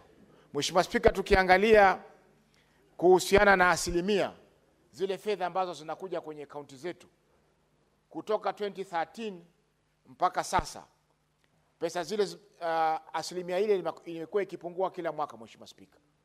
Kwa hivyo japokuwa tunaona kwamba pesa zinaongezeka, lakini kimipango ama kihesabu za asilimia pesa zile zinazidi kupungua. Na nafikiri sasa ni chini ya asilimia 15 ya zile pesa ambazo mwanzo kabisa ziliweza kuletwa katika kaunti zetu. Kwa hiyo Mheshimiwa Spika, tunasema kwamba japokuwa kuna changamoto ambazo serikali kuu inapata kukusanya kodi katika nchi yetu, changamoto hizo Mheshimiwa Spika pia zinakumba kaunti zetu. Kwa mfano Mheshimiwa Spika, kama ni hali mbaya ya biashara, ni nchi nzima ina hali mbaya ya biashara. Kwa hivyo yale ambayo yanaathiri kaunti vile vile yanaathiri serikali kuu. Kwa mfano Mheshimiwa Spika, magari yanayotembea katika kaunti yananunua mafuta kwa bei ile ambayo inauziwa serikali. Kwa hivyo inawezekani serikali ijiongezee katika serikali kuu ijiongezee katika mgao wake, wakati serikali za kaunti Mheshimiwa Spika zinaendelea kupata shida. Mheshimiwa Spika, tumeona pia kwamba katika changamoto ambazo zinakumba kaunti zetu, moja ni kuwa kuna ucheleweshaji mkubwa wa ule mgao ambao unakuja katika kaunti zetu. Hivi sasa kwa mfano nafikiri malipo ya mwisho yalipwa katika mwezi wa 3. Yaani kwa sasa wako nyuma kwa karibu miezi 2. Lakini Mheshimiwa Spika, vile vile utapata kwamba serikali za kaunti haziwezi kulipa kodi kama zile kodi ya mapato, pay as you earn, na kodi nyingine ambazo zinakusanywa na serikali za kaunti ili kupeleka katika hazina kuu. Kwa hiyo Mheshimiwa Spika, iwapo hizi pesa zitaendelea kuchelewa, ina maana kwamba utendakazi wa kaunti zetu utakuwa ni umezorota, na vile vile ukusanyaji wa fedha pia kwa serikali kuu utakuwa umedorora, kwa sababu fedha zile ambazo zinakwenda katika kaunti ndio zinalipa kodi kwa wale wafanyakazi wa kaunti, na vile vile pia wafanyakazi wanapata fursa ya kuweza kulipa pesa zile. Mheshimiwa Spika, katika mswada huu pia tumeona kwamba serikali kuu imetoa kuna masuala ya equalization fund, hazina ya usawa Mheshimiwa Spika. Hii hazina hii Mheshimiwa Spika, japokuwa ilianzishwa mwaka wa 2010 baada ya kupitisha katiba mpya. Mheshimiwa Spika, pesa hizi zimeweza kukaa sana kwa mikono ya serikali kuu kwa sababu kulikuwa hakuna kanuni ama sheria endelezi kuziweza kuzitoa pesa hizi kutoka kwa serikali kuu kuja kwa serikali za kaunti. Mheshimiwa Spika, ilibidi mpaka bunge la 12 ndio tuliweza kukubaliana hapa kama Senate, tukasema kwamba zile sheria zipitishwe hivyo hivyo ndio pesa ziweze kutoka. Kwa hiyo Mheshimiwa Spika, kuna malumbukizi ya miaka mingi ambayo hayajakwenda katika kaunti zile. Mheshimiwa Spika, tukiangalia kuna karibu bilioni 2,736,739 na shilingi 351 ambazo hizi hazina hii ya equalization inadai hazina kuu. Mheshimiwa Spika, pesa hizi zinasaidia kupunguza zile tofauti ambazo ziko baina ya kaunti fulani na maeneo mengine ambayo hayana maendeleo. Kwa mfano, kuna sehemu hazina maji safi Mheshimiwa Spika.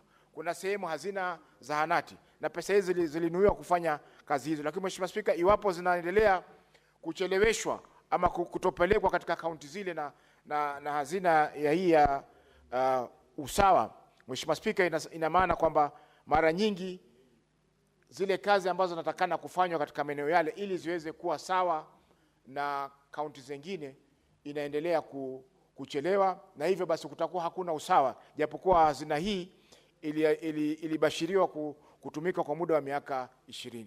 Mheshimiwa Spika, ipo haja serikali ilipe yale malumbukizi ambayo yako ili hazina iweze kufanya kazi na watu waweze kupata maendeleo yale ambayo yalikuwa yamekusudiwa kuangaliwa na hazina hii. Mheshimiwa Spika, jambo la mwisho ni kuwa naunga mkono mapendekezo ya kamati ya fedha na bajeti ya bunge hili kwamba pesa ambazo zitakwenda kwa kaunti zetu ziwe ni bilioni 465 milioni 1,459,700 shilingi 673. Mheshimiwa Spika, tukiangalia hii si kwamba ati kaunti zetu zinapewa fedha kuweza kufanya ubadilifu, la, lakini hizi ni fedha ambazo zitaweka katika hali ambayo wataweza kusimamia bajeti zao kisawasawa. Kwa mfano Mheshimiwa Spika, kuna masuala ya wafanyaji kazi wa afya, wahudumu wa afya ambao kila wiki Mheshimiwa Spika lazima watusalimie hapa bunge. Wafanyaji kazi wale Mheshimiwa Spika, wengine juzi kumetolewa agizo kwamba wapelekwe katika county.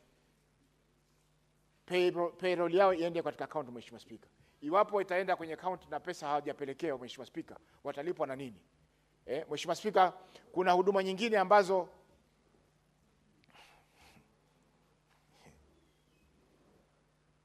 why don't you go to the lounge?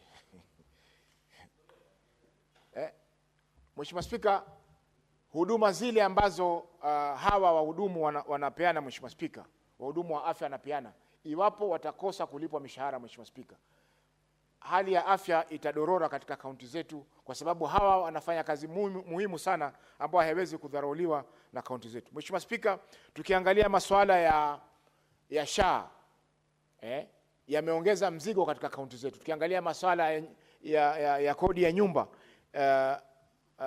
housing levy, Mheshimiwa Spika, haya ni masuala ambayo yameongeza mzigo katika kaunti zetu. Kwa hivyo basi inapaswa hii mgao uongezeke ili kuweza kufidia yale mapengo ambayo yataweza kuachwa na zile pesa ambazo zimekusudiwa kupelekwa katika kaunti zetu.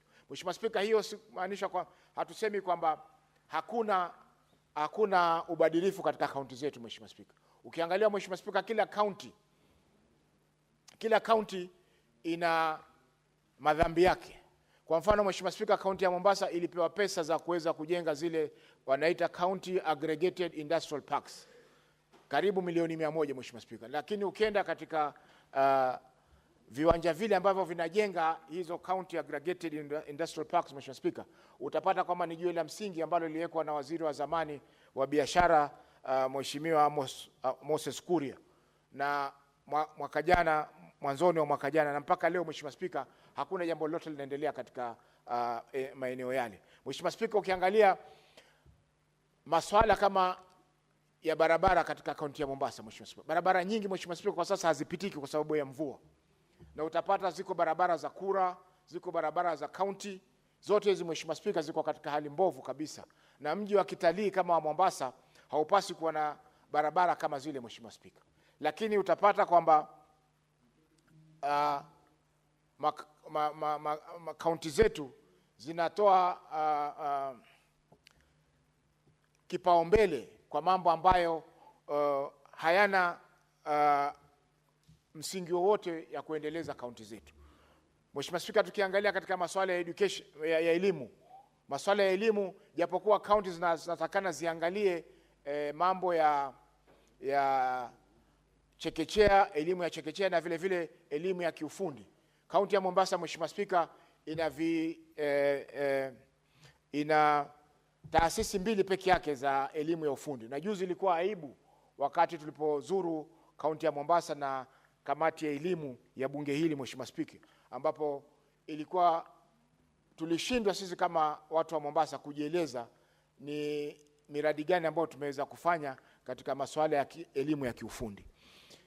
Vituo ambavyo viko vya kufanya elimu ya kiufundi Mheshimiwa Spika ni 2 peke yake. Kimoja kiko maeneo ya Mtongwe katika Likoni sub county ama Likoni constituency, na chengine kiko sehemu za Mwakirunge katika eneo la bunge la Kisauni. Kwa hiyo Mheshimiwa Spika, ipo haja ya sisi kama Senate kuangalia kwa makini utendakazi wa kaunti zetu Mheshimiwa Spika, kwa sababu bila hivyo tutakuwa tunapiga kelele hapa, tunakauka koo, tunasema pesa ziende katika kaunti, lakini tukifika kule hakuna maendeleo yote wananchi wetu wanapata kuhakikisha kwamba kaunti zetu zinaendelea. Mheshimiwa Spika, la mwisho ni kuwa hukumu ya juzi ambayo ilisema kuwa lazima bunge liweze kuangalia ripoti za auditor kufikia tarehe 31 mwezi wa 3. Mheshimiwa Spika, tunaiunga mkono pia kwa sababu itatupa nafasi ya fedha ziweze kugawanywa kwa tarakimu za kisawasawa kabisa, kwa sababu katika mswada huu wa sasa hesabu zilizotumika za mwaka 2020-2021 ambao ni miaka 5 iliyopita Mheshimiwa Spika. Kwa hivyo wakiweza bunge likiweza kupitisha hesabu hizi kwa mapema zaidi Mheshimiwa Spika, itakuwa ni vizuri zaidi, kwa sababu tutagawanya pesa, zitagawanya kulingana na hesabu za sasa ambazo zinatumika katika serikali kuu. Kwa hiyo mengi Mheshimiwa Spika, naunga mkono mswada huu, na vile vile naomba kwamba tuweze kupitisha hiyo bilioni 465. Asante Mheshimiwa Spika. Asante. Next is Senator Sifuna Edwin.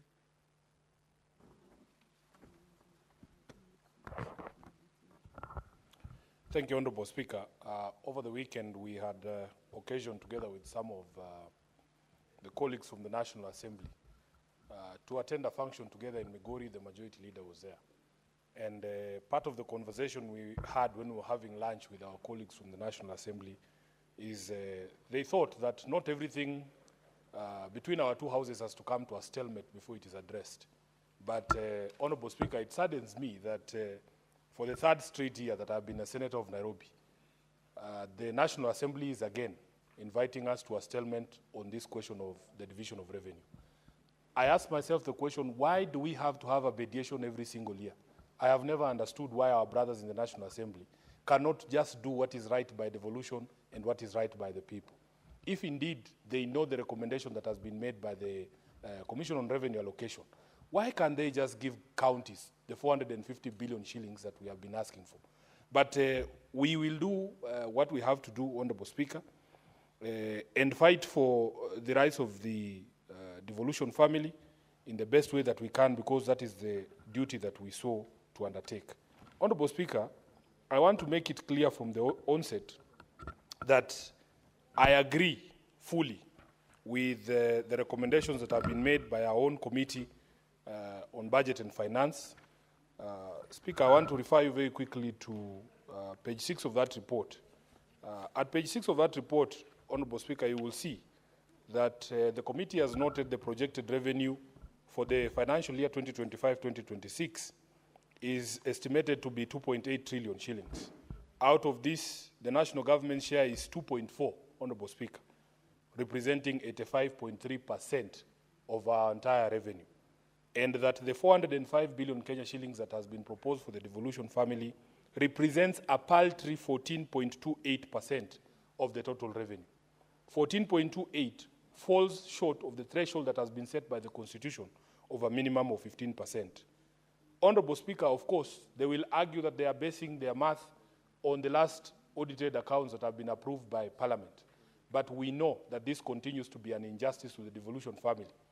Somebody made a remark in the morning here that, in fact, the current Treasury CS, John Mbadi, was the chair of PAC in the National Assembly, whose responsibility it was to ensure that the National Assembly is up to date so that the devolution family does not continue to lose money.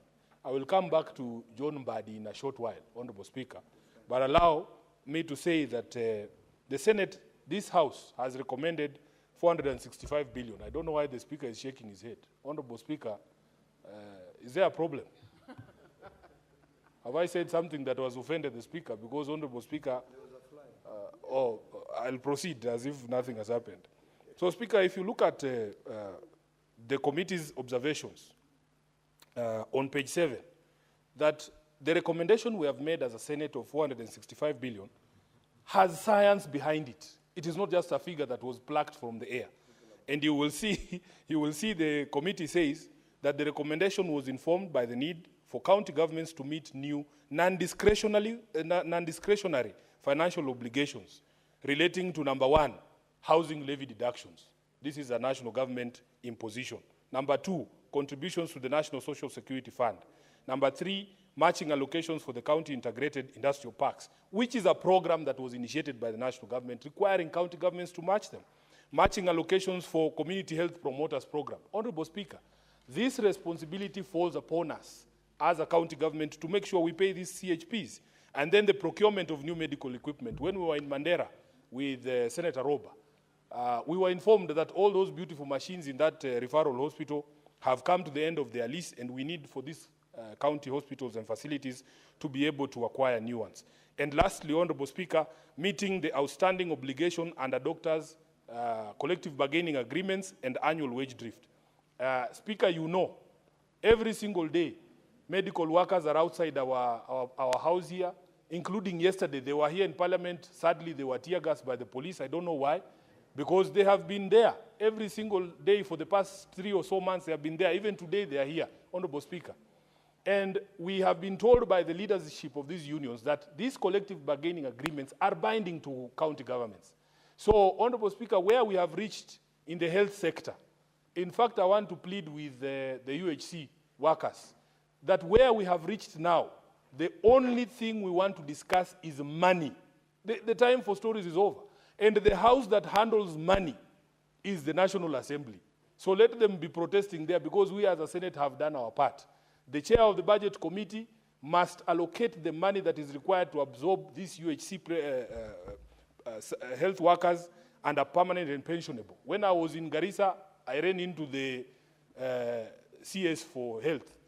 And he was also trying to be clever by drawing in the Senate. Yet we as a Senate have done our job. CS Duale knows very well that the Senate does not appropriate any money. He wants it to look like we are the problem, yet the problem and the people with the power of the past is the National Assembly, Honorable Speaker.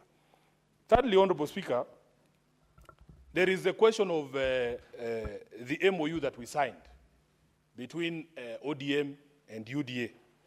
Honorable Speaker, I said I will come back to CS Mbadi because it has been said out there that I only criticize, but I don't say anything positive about our experts in the government. The truth of the matter is, if you do something that is contrary to what ODM stands for, it is my responsibility to say that that is against what ODM stands for. When CS Mbadi says that in this particular financial year, there will be no new taxes he introduces under the Finance Act, that is ODM. That is who we are. We say tick. When Mbadi says that, I saw in today's newspapers, Honorable Speaker, that he has issued a circular that is going to introduce transparency in the PPP process. He has adopted wholesale the recommendations of the committee of this House on transport and housing, which was dealing with the Adani question, Honorable Speaker, when we said that, number one, if you are a government agency that receives a privately initiated proposal on any development, you have a responsibility to disclose that you have received that document. He has adopted that. As SG, I say, that is ODM. We are for transparency. Tick. Honorable Speaker, we have said in the committee where I used to sit when Karungo Wathangwa was the chair, I was a member, that you have to allow, after you receive a privately initiated proposal for a PPP, you have to allow other people to give you a better offer, what we called in the committee the Swiss challenge. I have seen he has put it in the circular. I say that is ODM. We say tick. But this one here, where he's proposing 405 billion Kenya shillings, it is my responsibility to say to the CS for Treasury, that is not what ODM has agreed with UDA. We agreed in the MOU, and I carry this MOU everywhere I go because I encounter ignorance at all levels, Honorable Speaker. And it is my responsibility to make sure that I deal with the ignorant about what this MOU provides for. Honorable Speaker, the majority leader was with me in Migori, and he asked me that he has read this MOU, that it is a good thing. But he doesn't understand why it is Sifuna's role to ask people questions. I want to explain a few things to him. Unfortunately, he has walked out. Number one, if you look at the constitution of ODM under Article 11, Honorable Speaker, it sets out the duties of members of ODM. Number one, Honorable Speaker, it is our duty as members of a party to understand the programs and the things that the party gets itself into. Once you have understood, it is a responsibility stated in the Constitution to explain what the party is doing. It is my responsibility to explain what we are doing with UDA. And finally, Honorable Speaker, under Article 11, we have a duty to combat propaganda that is detrimental to the interests of ODM. Combat is the word that is used by the Constitution. When you combat, you are not required to be nice. Although my party leader has asked me to reduce the number of papers that I put in the soup. Honorable Speaker, combat means you take it head on. Propaganda that is detrimental to the interests of a party. Such propaganda as to what the provisions of this document are. Lastly, Honorable Speaker, Article 20 of the Constitution of ODM says that the Secretary General of ODM is the depository and custodian. Just a minute, let me make my point. Is the custodian of all documents, including all agreements that the party signs. Just a minute, Senator Sifuna. What is out of order?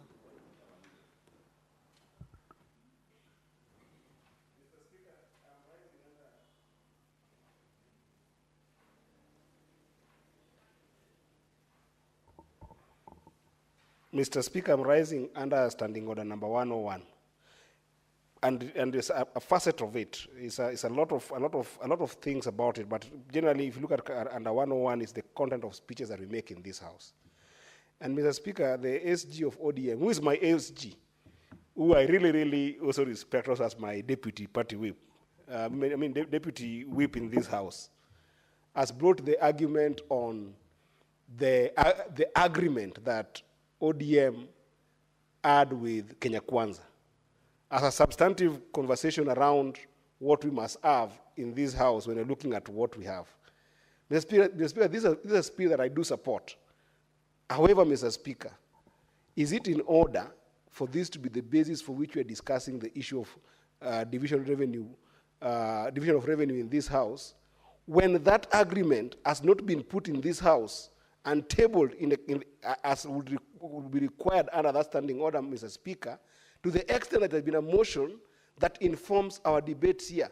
Because if you revert to that as a substantive issue that informs your speech in this House, then, Mr. Speaker, we will be taking the role of this Parliament away from us and taking it to discussions outside the Senate, Mr. Speaker, so that we are actually taking our role as senators to debate issues in this House, Mr. Speaker, and giving it to forces outside the Senate, Mr. Speaker. And the reason why I'm saying this, Mr. Speaker, is because the issue of division of revenue, what happens, Mr. Speaker, for senators in this House who are not party to that particular agreement? They need to participate in the division of revenue conversation, Mr. Speaker? Is it in order for the Senator of Nairobi to bring that argument and that document as a basis for us to discuss in this House, Mr. Speaker? Senator Okech, I've looked at the standing order 101, contents of speech from 1, 2, 3, 4, 5, and 6. And I cannot see any contravention from what Senator Sifuna is addressing to. You know, in debating, you can really gather your things from here and there as you put your points in order. You know, we cannot limit debate in this House or people to think in a certain way. And that is why the Senate is respected, because senators are able to speak even 20 minutes. Unless other houses where they only do 2-3 minutes and they sit down. So let us not stifle debate, as long as he's not mentioning names anyhow. But this standing order can accuse you somehow, Senator Sifuna. So avoid mentioning names of other people. Mention the office, which is okay, but the names are not going to use the names of the CS by his name and not these other people. Honorable Speaker, maybe because he is not the CS now, maybe he has been reshuffled. So use the office. Well guided, Honorable Speaker, you can see that my point has been demonstrated, that I encounter ignorance even from members of ODM. And it is my responsibility to teach, because that's what the constitution of a party requires me to do. In fact, Honorable Speaker, I was coming to the point that we are discussing. Division of revenue is a matter that has been covered under this agreement. And, Honorable Speaker, this agreement is not restricted to the parties that have signed it. Because it's my job to teach, allow me to read what this agreement establishes. The propaganda I was saying we must combat is what this agreement is and what it is not. This agreement does not form a government. In fact, what it says, Honorable Speaker, is that it sets up a platform for collaboration and cooperation between all political forces, not ODM and UDA, all political forces and other stakeholders in Kenyan society. So everybody is welcome to have this conversation, Honorable Speaker. Allow me just to conclude what I was saying, that as SG, I'm the custodian of this document. And therefore, Honorable Speaker, I was saying, for those who are asking, why is Sifuna the one who asks this question? That Article 20 of the party's constitution also confers on me the power to perform any other functions that have been allocated by an organ of a party. And I want to confirm here that the Central Committee has charged me with the marking scheme for implementation of this document, so that when I ask these questions, nobody should ask why Sifuna is asking them. When we come to Article 3 of this document, Honorable Speaker, number 1, it talks about protecting and strengthening devolution.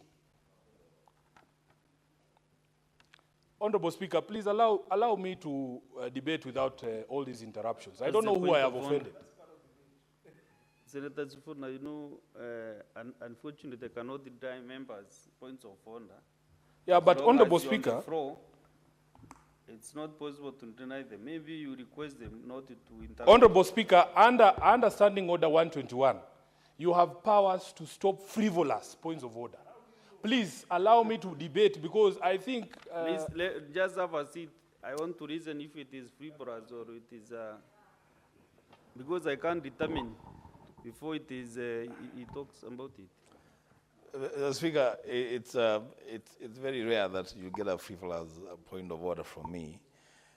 The only concern that I have, Mr. Speaker, is that my friend Senator Sifuna is extensively quoting a document that is not tabled. That's my only problem, because it should actually be music to my ears. But he could just do the simple thing, just table the document so that we can also have access to what you're saying. That's my only issue. But what he's saying, it is music to my ears. A relevant point of order, because you are referring to a document that is not circulated, so that members, the other senators can have a look at it to also follow up your debate. Maybe if you want to do that, you can just table, they get copies. Honorable Speaker, the only reason I'm making reference to this document is because it ties up with what I want to say in terms of the position that I will take as a senator from ODM on the division of revenue. Honorable Speaker, in the morning, I watched my colleagues debate this matter. And in fact, there was a reference to this document over and over, including from Senators Kajwang and the others. I did not see anybody rise up on a point of order. You know, Honorable Speaker, in this House, I feel sometimes that the rules don't apply fairly to me, that there is an attempt always to derail me when I'm here. People spoke continuously for 20 minutes without any interruption. But when Sifuna is on the floor, suddenly people want to issue points of order. Honorable Speaker, another thing is that when a document is public, this is a public document that was signed in open daylight.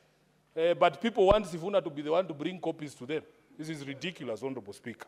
Let me conclude, Honorable Speaker, by saying that we address the question of clawback on devolved functions. Now I'm not even referencing any documents. I am going to reference the positions that the party has taken on devolution. Number one, Honorable Speaker, that this devolution is something that we take pride in as having been part of the people who birthed it, and we want it to work for our people. We will resist any attempts to claw back on any devolved functions, Honorable Speaker. That is why you did not see me yesterday at that launch of or handover of housing by the President, because I strongly believe that housing is a devolved function. You will not see me at the President's launch of markets, because that's a clawback to devolution. So that person who was asking me yesterday, there's a senator who asked me yesterday why I was not at that place. It's because I believe in devolution. And this is clawback to devolution. Number two, Honorable Speaker, that we must devolve all funds for the functions that are devolved. That is the reason why my party and my party leader has taken a position on RMLF, and he has taken a position on CDF. He has said that as far as roads are concerned, the Constitution is clear in the fourth schedule. There are only two levels of roads. We have national roads and county roads. And that every single shilling that is supposed to go to counties for the maintenance or construction of roads has to be released to the county governments. Honorable Speaker, we agreed that members of the National Assembly have no business doing what the executive is supposed to be doing. And that is a conversation that is ongoing, but my party and my party leader has taken that position, and that is my position. We have spoken about increasing the budgetary allocation, Honorable Speaker, to 450 billion Kenya shillings. And that is where we are going to draw a line in the sand. We are hoping that our partners who are in government, who are running this government, will respect the agreements that we have put in place together. And then lastly, Honorable Speaker, there is addressed even in that MOU the question of timely disbursement. We pass here something called a disbursement schedule, Honorable Speaker. But the biggest problem is that the county, the National Treasury never respects that disbursement schedule. If you speak to the Council of Governors, they will tell you they were receiving money for February this month, if it has been disbursed already.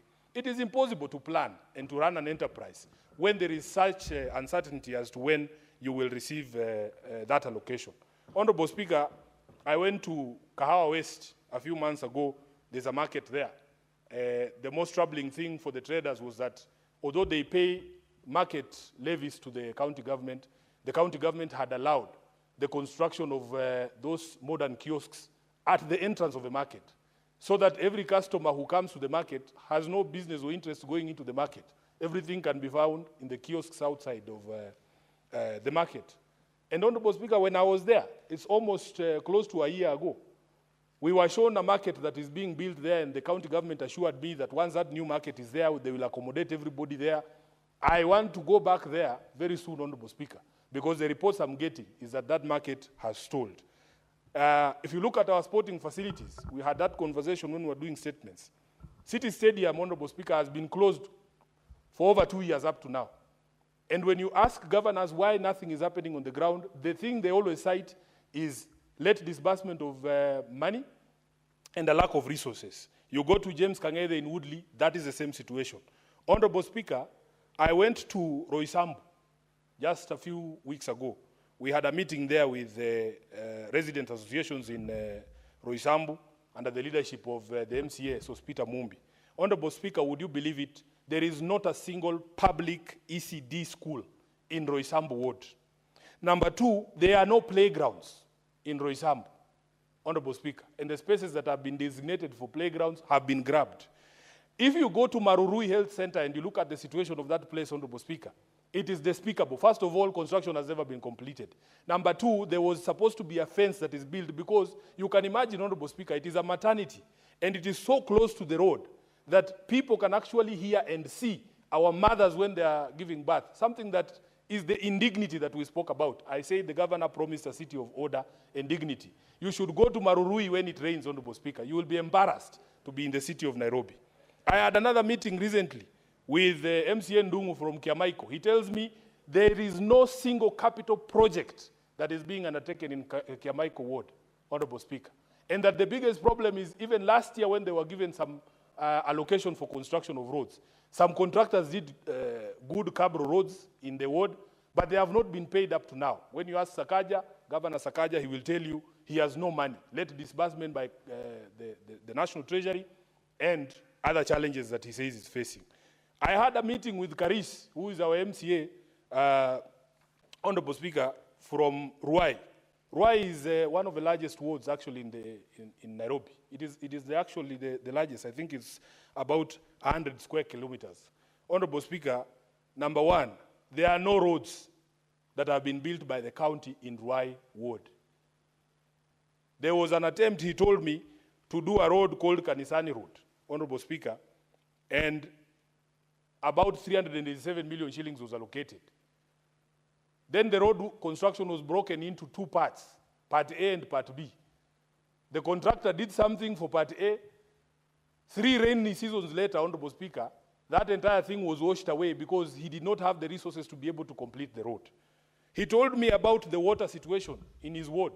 Honorable Speaker, that cartels have gotten into the procurement for the connections from the main pipes to the homes and ensured that a tender is not awarded for that work. Up to today, the people of Ruai are not enjoying that water that they were supposed to enjoy. I was shocked, Honorable Speaker, that the situation in his ward is so bad that private people have decided to fund county services, that they will ask for the county to give them a tipper, a lorry, or those machines that grade roads. They will fuel it themselves. Honorable Speaker, are we really in a situation where private money now has to be sourced for us to be able to undertake services for our people? It is such a shame, Honorable Speaker. And these are the reasons why I want to say, Honorable Speaker, I agree 100% with our Committee on Finance and Budget, who have proposed 465. For me, the line will be drawn in the sand at 450, personally, because of the position that has been taken by my party. Honorable Speaker, therefore, we will not support any attempts to claw back our devolution, and we want to say that the CS for Treasury must make sure that there is observance of the disbursement schedule so that county governors can also plan. Lastly, Honorable Speaker, allow me to say something that arose in the course of the debate in the morning. Honorable Speaker, as a Kenyan leader, I know that we leaders have a responsibility to Kenyans and no other person. I was deeply embarrassed, Honorable Speaker, that at a time when people are being deported from our neighboring country, and if you look at my passport, Honorable Speaker, I have the blue passport. It says East Africa Community. When I was a member of the Law Society of Kenya, Honorable Speaker, at the council, we used to do something called, push for something called cross-border practice. There are lawyers who are qualified from the University of Dar es Salaam, Tanzanians, who practice law in our Kenyan courts. There are students at the Kenya School of Law from Tanzania and from Uganda. I know lawyers who went to Kampala International University and Makerere, who qualified there, and they have come to the Kenya School of Law. They are practicing law in Kenya. So therefore, Honorable Speaker, for us to have a situation where people cannot be allowed to move freely in the community is something that we must call out. Honorable Speaker, I have had people trying to justify, saying, oh, these are activists. Activism in itself, Honorable Speaker, is not a crime. I know Tanzanian law, there's no law that says activism is a crime, Honorable Speaker. So for me, I was deeply embarrassed to see our Foreign Affairs Minister, who should be our foremost defender, adopt a very nonchalant, a very laid-back, a very lazy attitude yesterday on Citizen, Honorable Speaker, that he has not even summoned the Tanzanian ambassador to ask him what was the reason why these brothers of ours were expelled. As we speak, there are Kenyans whose whereabouts are still unknown. Just show some concern for your countrymen. That is the job that you were given to do, Honorable Speaker. So I was a bit disappointed. And we need to, as a community of nations in East Africa, we must, Honorable Speaker, call out dictatorial tendencies whenever they emerge, because we are all brothers. If you ask Senator Eddy at his border in Isebania, people trade and cross over freely. We are brothers and sisters, and we cannot allow a situation where we have Kenyans being deported. At least when I was deported from Angola, I took it in stride. By the way, nobody in government bothered, Honorable Speaker. But I was okay, because me, I can take care of myself. Plus, Angola is far away. We don't share any borders. I don't think I know any Kenyan who's married to an Angolan. It was okay. But Tanzania are our brothers and sisters. And we must, Honorable Speaker, stand up for every Kenyan. This is the reason why, Honorable Speaker, when people start conversations about patriotism, it is very difficult to love a country that does not care about you. That I know that if I am in a quandary somewhere outside Kenya, the Kenyan government, or at least the CS for Foreign Affairs, will not care what happens to Sifuna. Honorable Speaker, it breaks my heart. If I was stuck in southern Lebanon when the war began, would this government really come for me? That is the question I ask myself. We are on our own. Then when we complain, people say, oh, you don't love your country. Love, Honorable Speaker, is reciprocal. You love me, I love you. I thank you, Honorable Speaker. Senator Wambueno.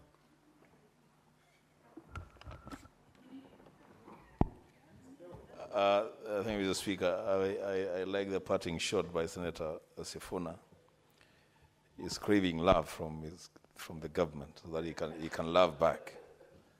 Mr. Speaker, I'm very sure there is nothing out of order there. Mr. Speaker, first of all, I want to, from the onset, declare that I fully support the recommendations by the Senate Committee on Finance and Budget on the division of Revenue Bill 2025. Mr. Speaker, I want to say a few things. One, the committee has given us a very elaborate and scientific account of why they are proposing 465 billion as the allocation to counties in this coming financial year. Mr. Speaker, first things first, I like the keenness of the committee, because on page 8 of their report, paragraph D, on the observations, they have captured it very well, Mr. Speaker, that the bill is using the most recent audited and approved accounts of revenue for the year 2020-2021, which then amounted to 1.5 trillion. But the same assembly, on April 15th, later after doing their maths, they approved the audited accounts of revenue of 1.9 trillion for the financial year 2021-2022, which then makes that 1.9 trillion the latest audited accounts, and all calculations then should flow from financial year 2021-2022. But Mr. Speaker, even without going to the science of this argument as captured by the report of our committee, Mr. Speaker, it is very clear that the ordinary revenue is growing every year, but there is no proportionate growth in revenue allocated to county governments. Mr. Speaker, when you look at the report, it captures the imagination of all Kenyans of goodwill, that there are expenditures that are non-discretionary for county governments. Expenditures like payments to chief, the housing levy, NSSF, and the county aggregated industrial parks. Mr. Speaker, these are policy decisions that have been taken at the national level. Which policy decisions have a direct bearing on the revenues of county governments? When you say that you are going to allocate 250 million Kenya shillings for the county aggregated industrial park in every county, and every county government is supposed to match that allocation, as a Speaker, it is not like there is any county government that has the option of opting out.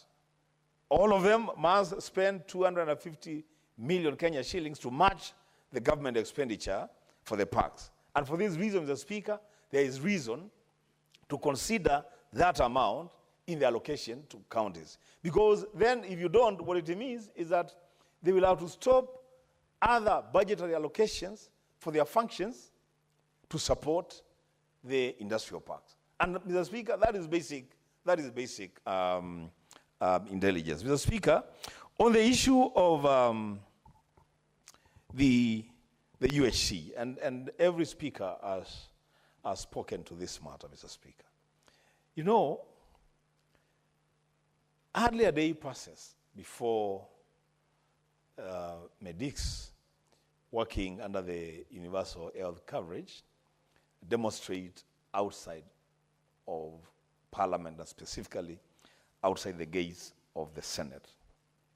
Mr. Speaker, I heard the minister or the cabinet secretary responsible for health the other day saying that they are now going to be offloading the UHC staff to county governments. Mr. Speaker, if that is going to happen, then the expectation, Mr. Speaker, would be that all these UHC staff, if they have got to migrate to the county government's payrolls, then they must migrate with their budget for their salaries and allowances.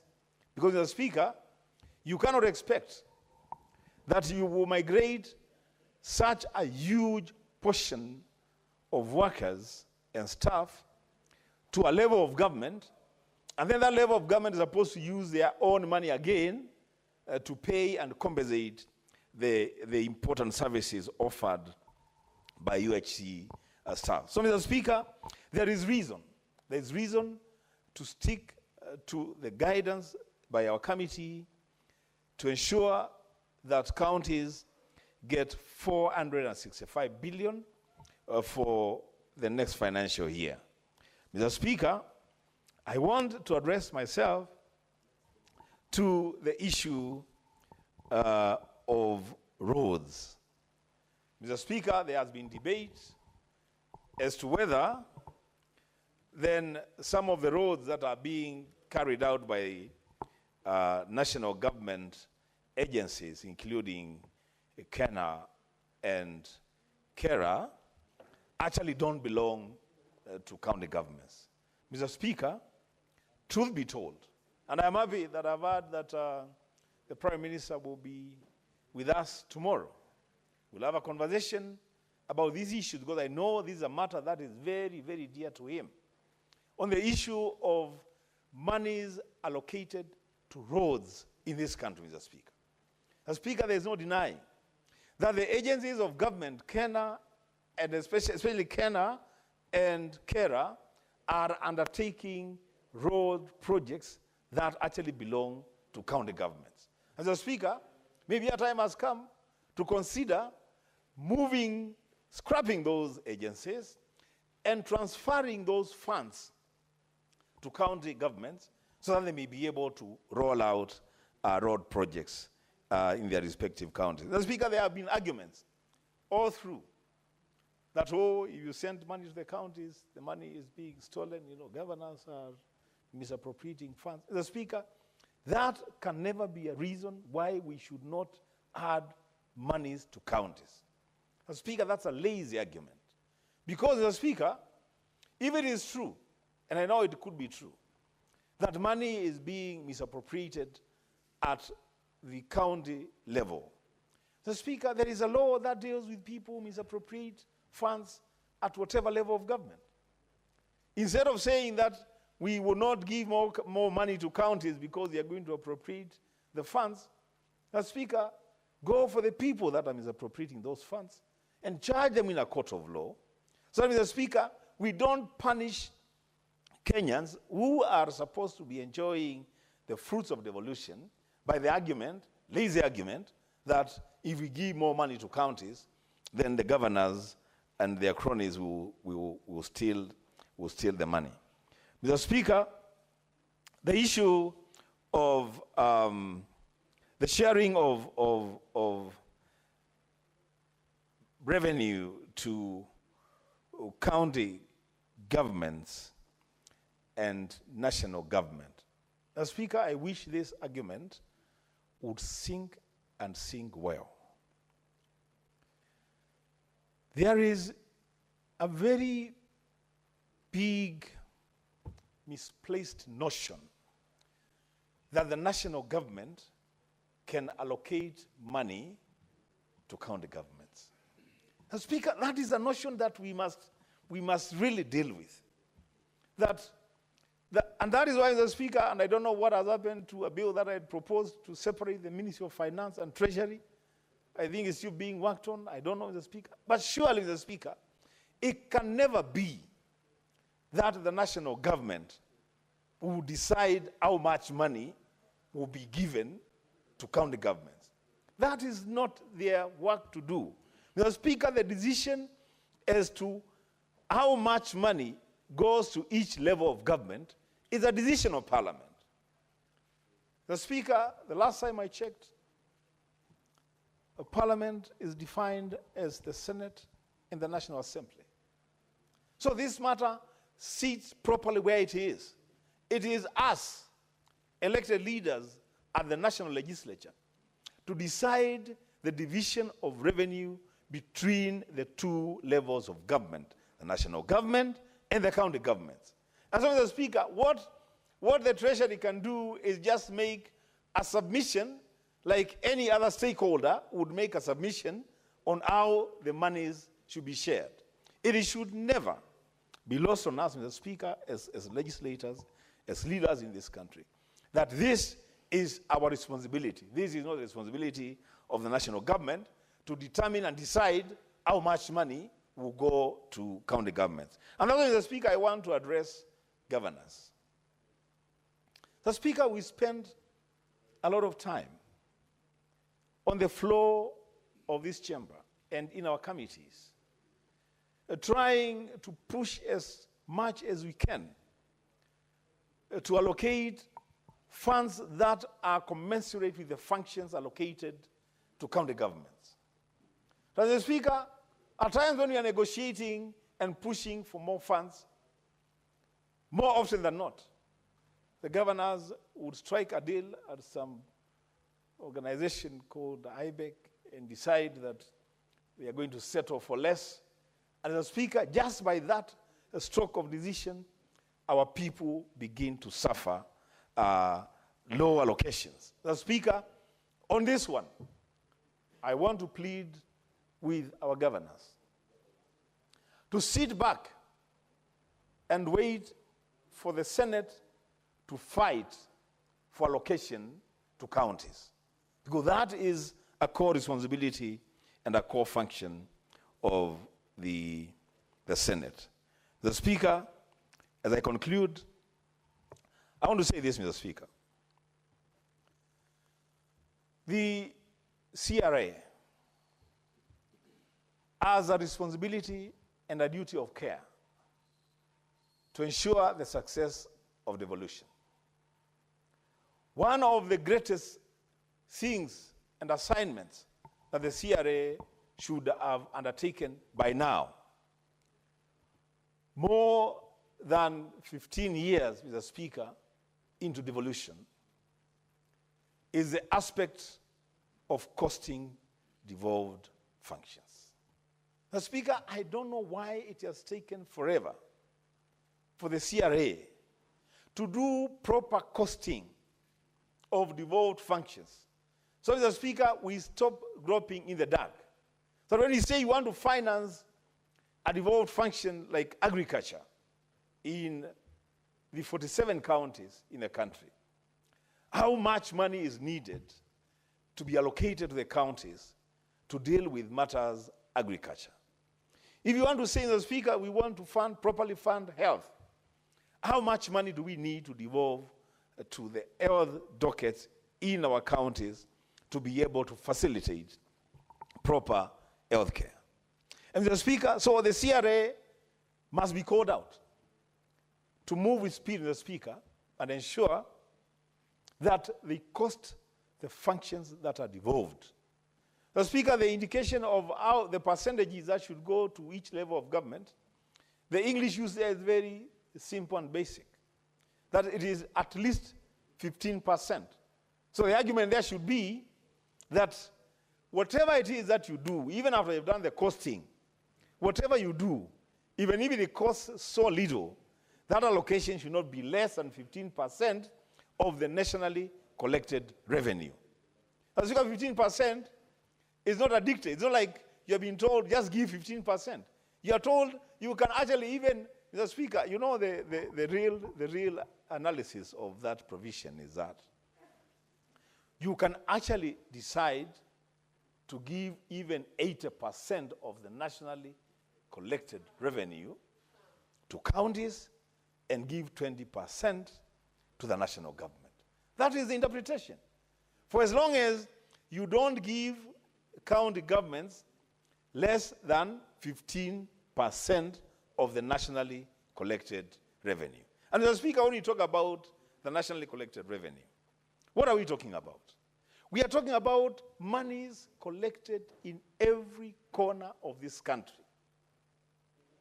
Mr. Speaker, it is very unfair to the remote parts of our country where revenues are collected and so little of it is plowed back to those regions. The people, Mr. Speaker, of Kaningo in Mwingi North, the people of Usweni, Mr. Speaker, who are your neighbors in Mwingi North, the people of Athi, who border Kibwezi and Makueni County, Mr. Speaker, those people contribute to the nationally collected revenue in this country.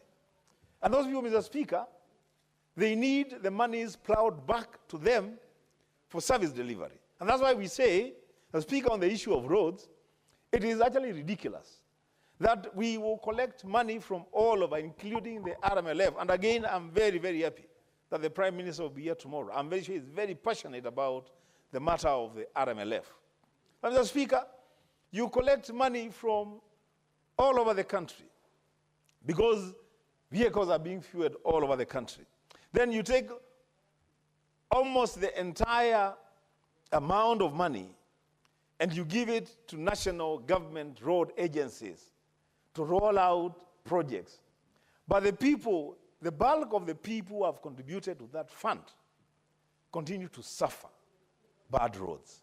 Mr. Speaker, it is time that this Senate put the foot on the ground, Mr. Speaker, and insist that we are going to stick to 465 billion Kenya shillings allocated to the county governments. Mr. Speaker, lastly, to the members of the National Assembly, we will take the invitation to go into mediation on this bill. But what I want to tell members of the National Assembly is that the country is watching. The people are watching. I don't know what it is that Kenyans living in counties, and every Kenyan lives in a county.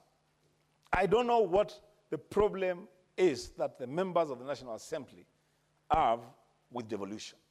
As Speaker, I have said before, I want to go back on record, that actually the biggest enemies of devolution in this country, first in that list is the National Assembly. Why would you want to allocate less money to roll out functions in your constituencies, functions that are affecting your own family members, your own constituents? Because, as Speaker, if we send more money to constituency, to counties. And this money is used to roll out health programs, to do water projects, to do, Mr. Speaker, issues with roads. It is the people in the constituencies represented by members of the National Assembly who stand to benefit. I don't see why we should be having this argument all the time, every year, that we must fight over division of revenue. And every time this fight comes up, Mr. Speaker, the National Assembly is allocating less money, the Senate wants more money. I don't know why this battle is important, but Mr. Speaker, because we have been invited into this battle, we are going to get into the ring, we are going to fight, and are going to win for the Kenyans living in our country. Mr. Speaker, with those many remarks, I support the report of the Finance and Budget Committee and the proposed amendments to the bill. I thank you. Very well. Senator David Wakoli. Thank you, Honorable Speaker, for this opportunity, Honorable Speaker. Honorable Speaker, allow me to switch languages so that I communicate to Kenyans. I plead for your permission, Honorable Speaker. Asante Mheshimiwa Speaker kwa nafasi hii ili niweze kuchangia kuhusiana na mapendekezo ya fedha ambazo zapaswa kwenda katika kaunti. Mheshimiwa Speaker, jumba la Senate limejieleza wazi kwamba tunahitaji bilioni 460 ili kugharamia changamoto na hali ya maisha katika kaunti zetu na bajeti ambazo kaunti zimeweza kuwasilisha katika maeneo bunge yao. Mheshimiwa Speaker, wiki lililopita, Mheshimiwa Speaker, vikundi vya maseneta vimekuwa vikizuru pembe mbalimbali za nchi ya Kenya kukagua miradi ya maendeleo na utekelezaji wa miradi na ugatuzi katika nchi ya Kenya. Mheshimiwa Speaker, mimi ni mmojawapo wa kamati ya afya. Mheshimiwa Speaker, tulizuru kaunti ya Wajir, Marsabit, Mheshimiwa Speaker, na Mandera. Mheshimiwa Speaker, yale tuliyaona, Mheshimiwa Speaker, ni ya kusikitisha kwamba baadhi za kaunti ambazo tuko nazo hazina fedha za kutosha kununua mitambo ya kisasa ya matibabu. Hazina pesa ya kutosha kuajiri matabibu ambao tumeona wakiandamana na wana ari ya kupeana huduma kwa Wakenya. Mheshimiwa Speaker, kamati ya ardhi, Mheshimiwa Speaker, imezuru Kisii na Busia. Mheshimiwa Speaker, tunaona vile vile lazima sekta hiyo iweze kupewa fedha za kutosha ili masuala ya ardhi katika kaunti yaweze kushughulikiwa. Na iwapo haya yote lazima yatekelezwe, Mheshimiwa Speaker, ni lazima tuongeze kimo ama fedha ambazo zinaenda katika kaunti zetu. Wiki iliyopita, Mheshimiwa Speaker, nilikuwa na kamati ya ukulima, uchumi samawati na ufugaji katika kaunti ya Bungoma. Mheshimiwa Speaker, kulikuwa na ari ama moyo kwa wakulima wa kahawa waweze kupata ardhi ya kuzindua taasisi ya utafiti, waweze kuwa na maabara ya kutafiti aina na ubora wa kahawa. Mheshimiwa Speaker, lakini hivi vyote iwapo tunataka vitekelezwe, lazima bajeti zinazoenda katika kaunti zetu ziweze kuimarika. Wakulima wa maziwa, Mheshimiwa Speaker, kule kwetu wanauza lita kwa shilingi 35, na katika maeneo mengine nchini, Mheshimiwa Speaker, wanauza kwa shilingi 50. Kile tunasema ni lazima fedha ziongezwe katika makadirio ya bajeti ili magavana waweze kuwajibika kwa fedha ambazo wako nazo, na Wakenya waweze kuandama fedha hizi kuhakikisha kwamba zinatekeleza majukumu yao. Kule Bungoma, Mheshimiwa Speaker, serikali imezindua baadhi ya soko pale Bukembe, ukija Misihu, ukienda Webuye, ukienda Cheptonon, ukienda Misihu, ukienda mji mkuu wa Bungoma. Mheshimiwa Speaker, ni baadhi ya soko ambazo serikali imeweka kandarasi ili watu wachukue zabuni na kujenga. Lakini itakuwaje kwamba serikali ya kitaifa inataka kufanya kazi ya kaunti ambazo zilipigiwa kura na magavana ambao wako na wajibu wa kujenga soko? Sisi tunashukuru serikali imeanzisha mchakato wa kujenga soko, lakini sasa tunataka tunaposonga mbele bajeti ziwekwe katika kaunti zetu ili magavana na mawaziri wao wapange na viongozi wa wadi waweze kufanya kile tunasema kudhibiti na kuchunga jinsi fedha hizi zinavyotumika. Mheshimiwa Spika, ndio kwa sababu mimi nasema jumba la kitaifa wana fedha ambazo naona wanaparamia, wanataka zidhibitiwe katika mikoba yao. Ni sawa. Lakini sisi kama maseneta lazima tuhakikishe kwamba Wakenya ambao kila mara wanakamuliwa kwa ushuru wao, lazima tuwafanyie kazi. Sekta ya maji, Mheshimiwa Spika, ukienda katika maeneo ambayo yana ukame, wana shida ya maji. Maji yamegatuliwa. Lazima wawe na mitambo na mashine ya kuchimba maji ili kina mama katika pembe mbalimbali waweze kujinufaisha. Ukienda katika sekta ya vyuo anuwai na shule za chekechea, Mheshimiwa Spika, utagundua kwamba baadhi ya maeneo ni vyumba peke yake vimejengwa, hakuna vifaa vya kutosha, hakuna vyakula ambavyo vina virutubishi vya kuinua afya ya watoto, na hakuna walimu wa kutosha wa kufunza watoto hawa. Itawezekanaje kaunti zitekeleze majukumu yao haya pasipo kuwa na pesa za kutosha, ili kuhakikisha watoto wanapoanza kwenda shule wanapata nafasi sawa na watoto wa mabwenyenye na matajiri ambao shule zao za chekechea wanaenda kwa magari, wanakunywa maziwa ambayo yako katika chupa zile zilizoundwa sawa sawa, wanabembelezwa na kuimbiwa nyimbo za kulala, ili hali watoto wa mashinani, Mheshimiwa Spika, wanakung'utwa na mbu pasipo wao kuwa na chochote katika tumbo zao. Ndio kwa sababu mimi ninaomba, Mheshimiwa Spika, tunapokata kauli, Seneta Wakoli, kiongozi wa wachache.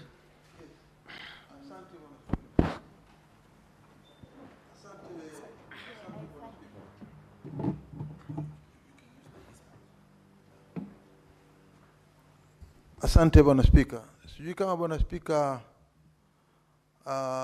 umesikia ndugu yetu Wakoli akisema kwamba kuna wale ambao watoto wao wanakunywa zile chupa za kawaida, na alafu kuna wale watoto wa mabwenyenye wanaokunywa na zile chupa zilizoumbwa ama zilizotengenezwa kisawa sawa. Sijui kama kuna chupa za aina hiyo katika watoto wadogo wakiwa wanaweza wanafyonza ama wananyonya hizo chupa ama wanafanya namna gani? Sijui angeweza kutueleza zaidi. Asante Mheshimiwa Spika. Naheshimu uwezo na tajriba ya seneta ambaye ameniuliza swali.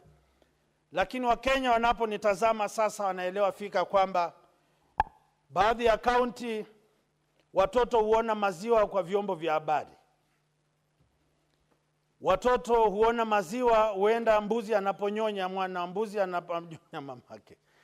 Sasa mambo ya chupa, Mheshimiwa Spika, yasiwe yale ya muhimu sana. Cha muhimu angalau mmoja anakunywa maziwa kwa chupa ya kawaida na mwingine anakunywa chupa katika maziwa katika vijikombe vya kimabati hivi, Mheshimiwa Spika.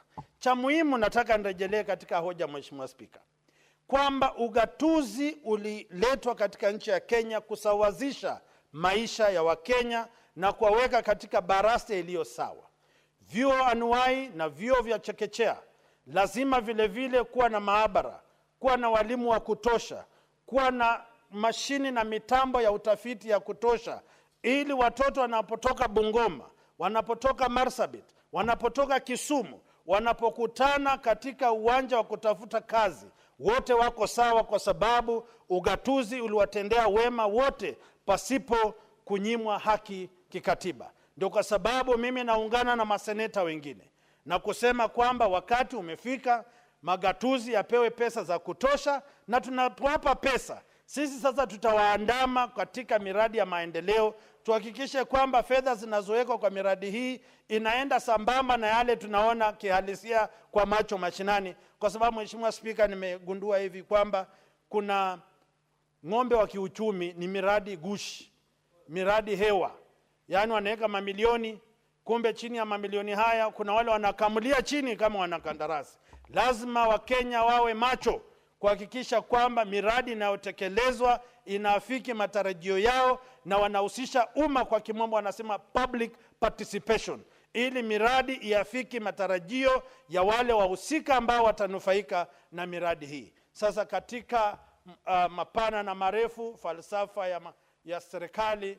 Mimi naomba kwamba jumba la Senate lisimame wima, lisimame tisti, lisiyumbishwe, lisipigiwe simu kutoka kwingine. Tuamue jinsi tumeamua sasa, tutetee magatuzi yetu. Na hizi pesa zinapoenda chini, Mheshimiwa Spika, zikienda mashinani, vijana wengi mitandaoni hawana kazi. Na mimi naomba Senate pia wachangamkia wa magavana. Kandarasi na kazi zinazopewa kule mashinani, baadhi ya makampuni zinazopewa ni makampuni ambayo yameandaliwa kitaaluma Nairobi, ya watu fulani Nairobi, kunyima vijana wa mashinani kazi.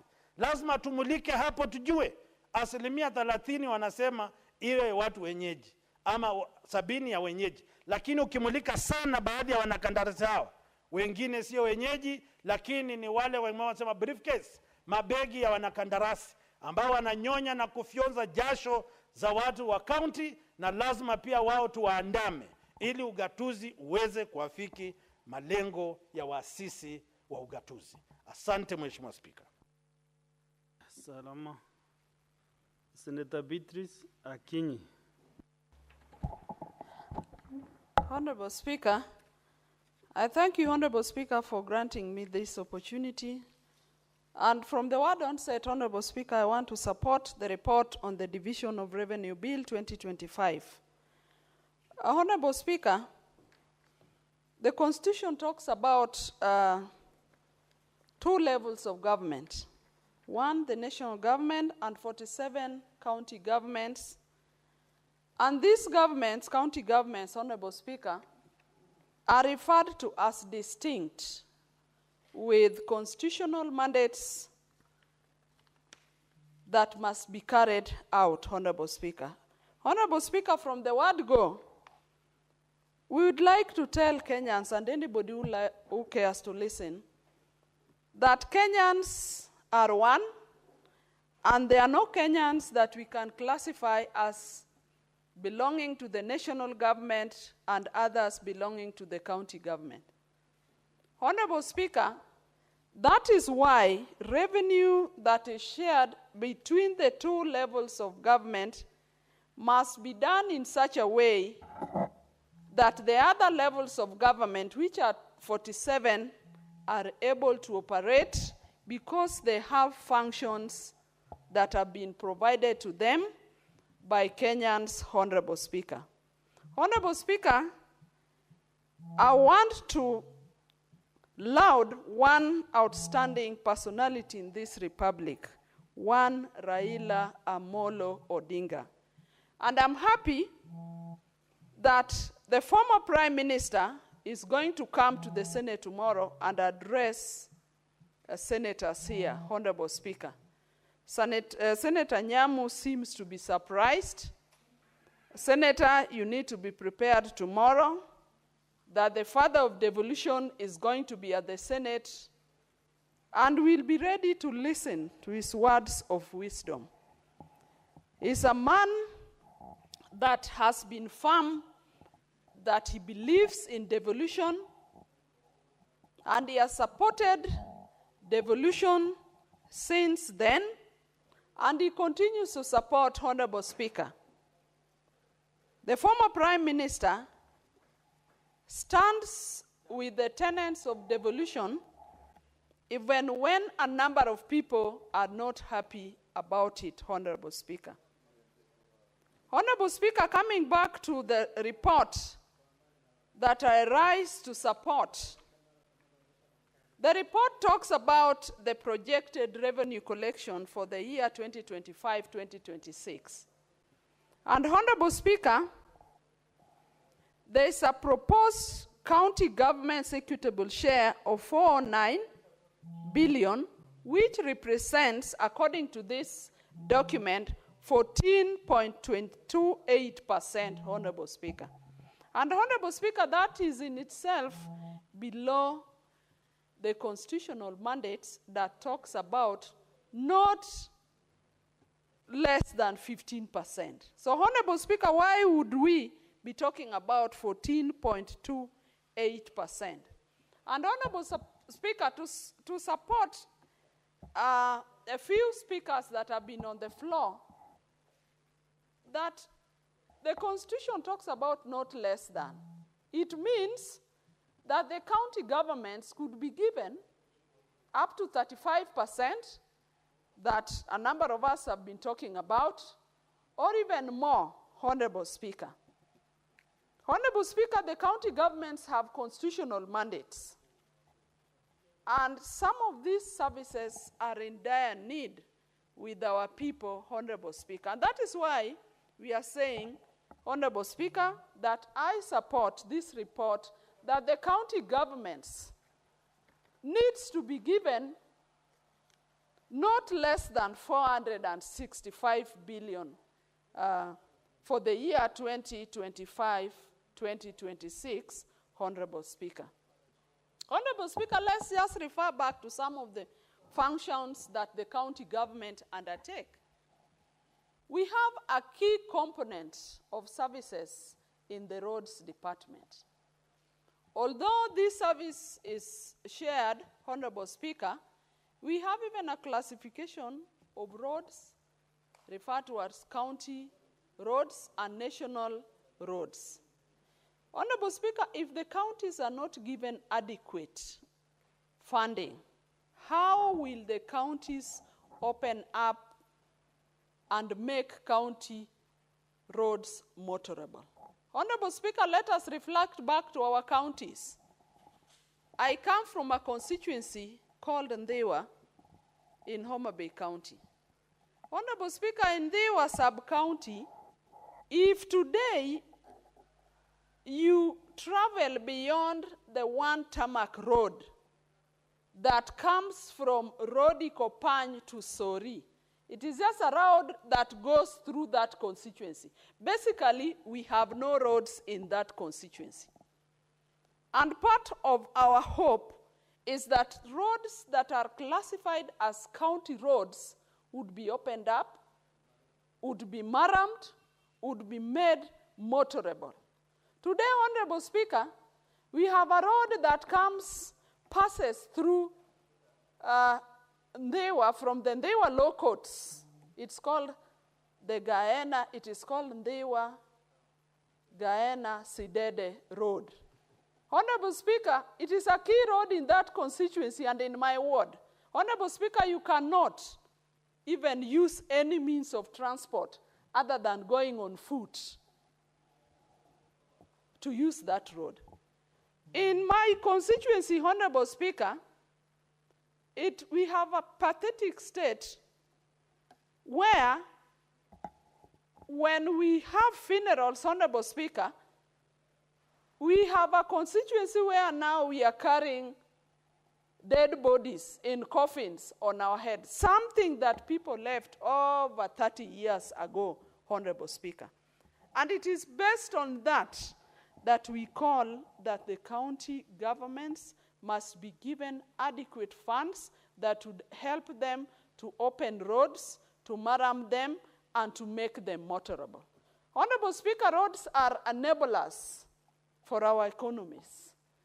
Our people are struggling, be they farmers or business people, Honorable Speaker. But because of lack of access, the cost of doing business, even the cost of transporting their farm produce is too high. Honorable Speaker, other than the roads, the county governments have a mandate on water. We are lucky in our counties, and in mine in particular, we have heavy rains now, so our people have the benefit of having water courtesy of rains, Honorable Speaker. But Honorable Speaker, when the rains subsides and when the dry season comes, Honorable Speaker, water will be a problem wherever we come from. Because the rural areas depend on boreholes, Honorable Speaker, because of climate change, most of the streams that our people traditionally relied on as sources of water have all dried up. So our people have to look for water beyond the required distances worldwide. In my constituency, once more, we had a borehole that was developed by the Lake Victoria South Water Board in Dewa. It broke down a few years ago. Attempts have been made to rehabilitate the water system.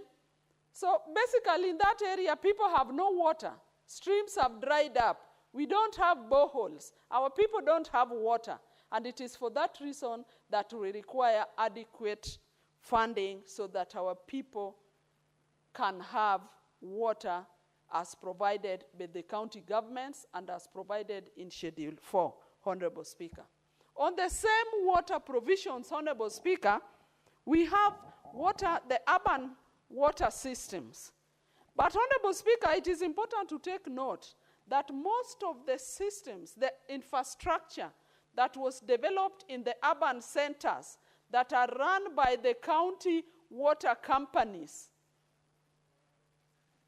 a number of them have old systems that are aged, systems that are dilapidated, and the county governments have no sufficient funds to rehabilitate these systems.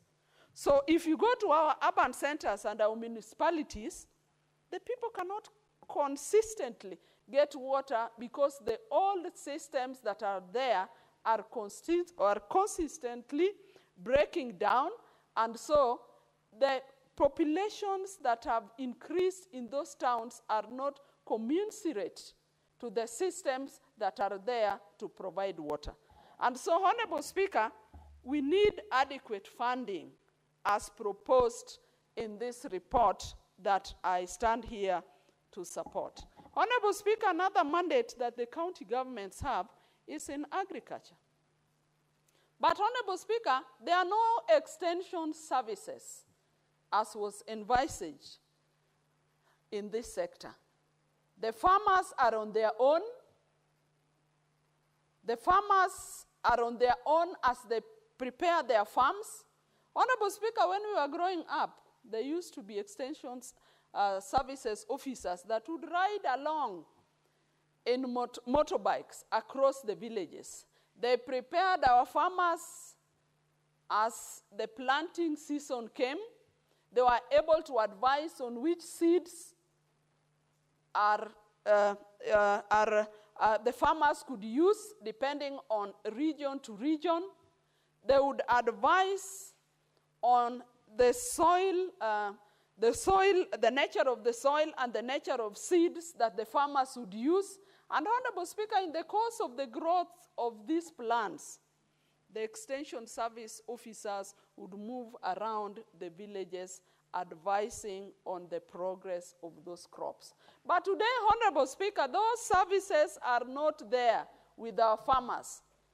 Honorable Speaker, I'm a farmer of maize, and just recently when I was at home, my farm was being attacked by armyworms. There was nobody to advise me, Honorable Speaker, and I remained at the mercy of the rains.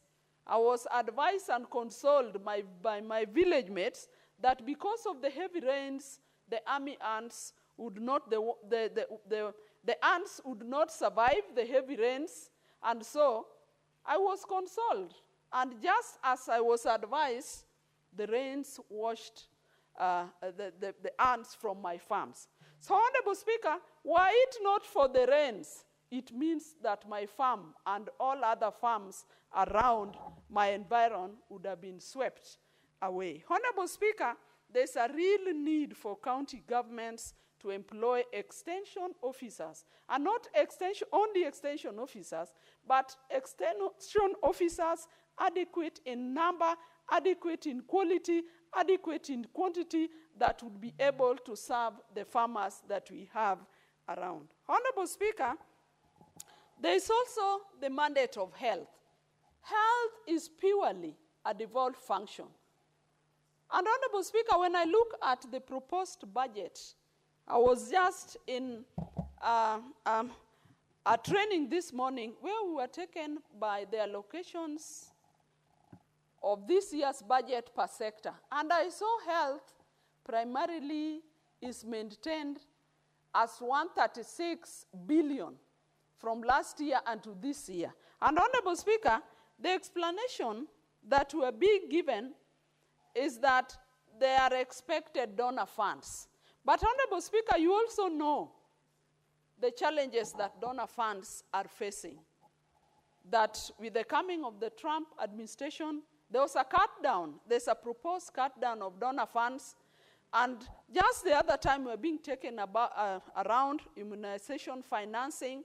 And we noted that in a few years to come, we will be on our own as a community, as a country. But Honorable Speaker, these are services that are offered at the county level, and all this is about resources. Honorable Speaker, other services that are also critical are urban services, some like stormwater drainage, and all these require funding. Honorable Speaker, in my own village town, called Ndewa Town yesterday, it rained heavily and half of the town was filled with water because of storm water drainage challenges. Honorable Speaker, I'm giving this because these are services that must be offered by the county government. Other than that, under urban, we have the street lighting, we have solid waste management. And Honorable Speaker, all these services require money. Honorable Speaker, the county governments do not exist at the mercy of anybody. These are governments that are spelled out in the Constitution.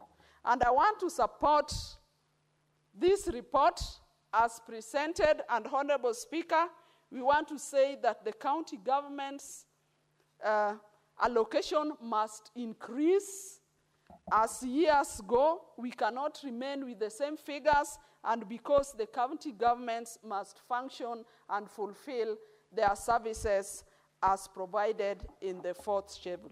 Honorable Speaker, even as we ask for this amount as presented in this report, it is also important to take note that most of these functions we are talking about were never even costed, Honorable Speaker. If we did a costing of the functions, Honorable Speaker, if we did a costing of the services that were given to the county government, we might even find that we are still less with over even 100 billion. And so, Honorable Speaker, I support this report, and I want to say, as I end my presentation, Honorable Speaker, is that the spirit of devolution required that county governments would be able to attract the best skills that we have in the country. It is not as we think that people with more skills should be offering services at a higher level. Honorable Speaker, if the counties are to attract the high skills that we require, they must have funds commensurate to the payment, to the remuneration that these skilled laborers would need. I praying for a day that the best doctors would be employed even at the health centers and the dispensaries and the level 4 hostels where most of our people go to. And as they are employed there, they would still be paid the higher wages that they required so that they are able to offer services even at the lower level. As against the tradition where you have the highest skills placed in high-level hostels, in private hostels, because that is where they would be able to be given the right remuneration.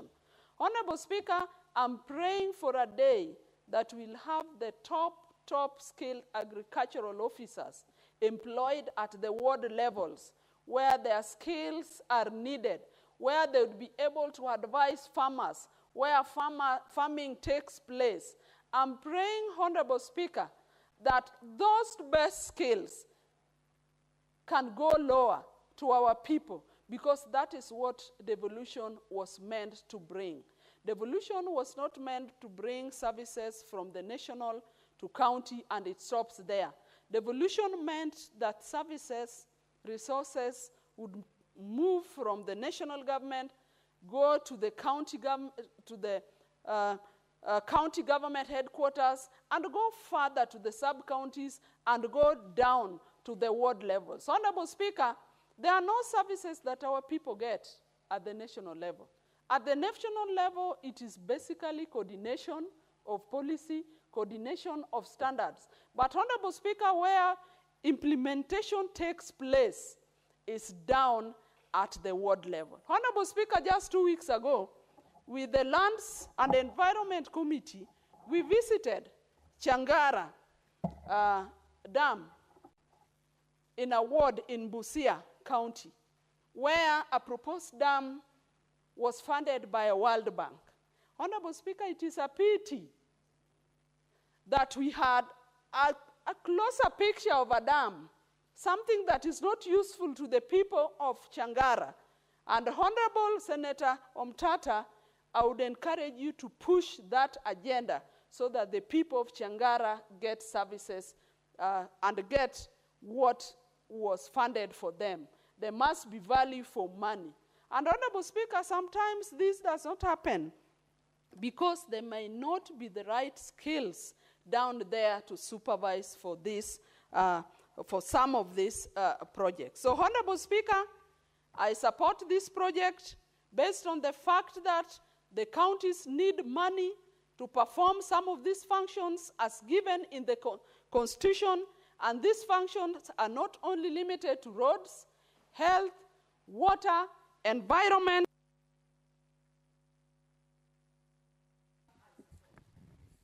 Senator Beatrice, your time is up, and thank you for your contribution.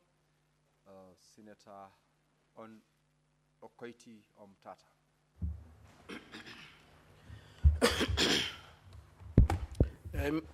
Mr. Speaker, sir, thank you for the opportunity to address this august House.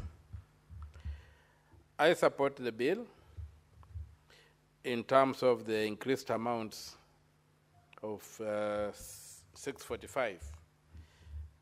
But, Mr. Speaker, and I'll also pick up from where the Senate has just left off, the question of the water pan in Changara, which was fully funded by the World Bank, and nothing happened. I took action. I got the people together, and we have been able to get the committee of the Senate to go down where Senator Beatrice is a member. They saw for themselves. And if they just walked across the boundary into Bungoma, they would see a sister dam of equal funding, which is functioning. In Busia, it never worked, so we hope we shall get to the root of that. But over and above that, the World Bank sent about 200 million shillings to Busia in the past 2 years, 2 budgets. I've done a follow-up. In fact, the group I assigned to do some auditing just finished and gave me a report yesterday. And none of them is functional, but all the money has been depleted. The money is not on account, money has been depleted. And so, in short, I'm just saying that Busia is an economic crime scene that needs serious attention from the Senate. It's a total crime scene. Now, going back to the motion on the floor, the question of division of revenue, I support the figure of 465 billion, 1,459,673 shillings that has been recommended. But that's as far as I support, because it's an increment from on the last. The only reason I'm supporting that figure is that it's an improvement on the last allocation. But I want to go back to the fundamentals of revenue division. And there are 2 things that I would invite the Senate to look at in the law. Of course, we agree that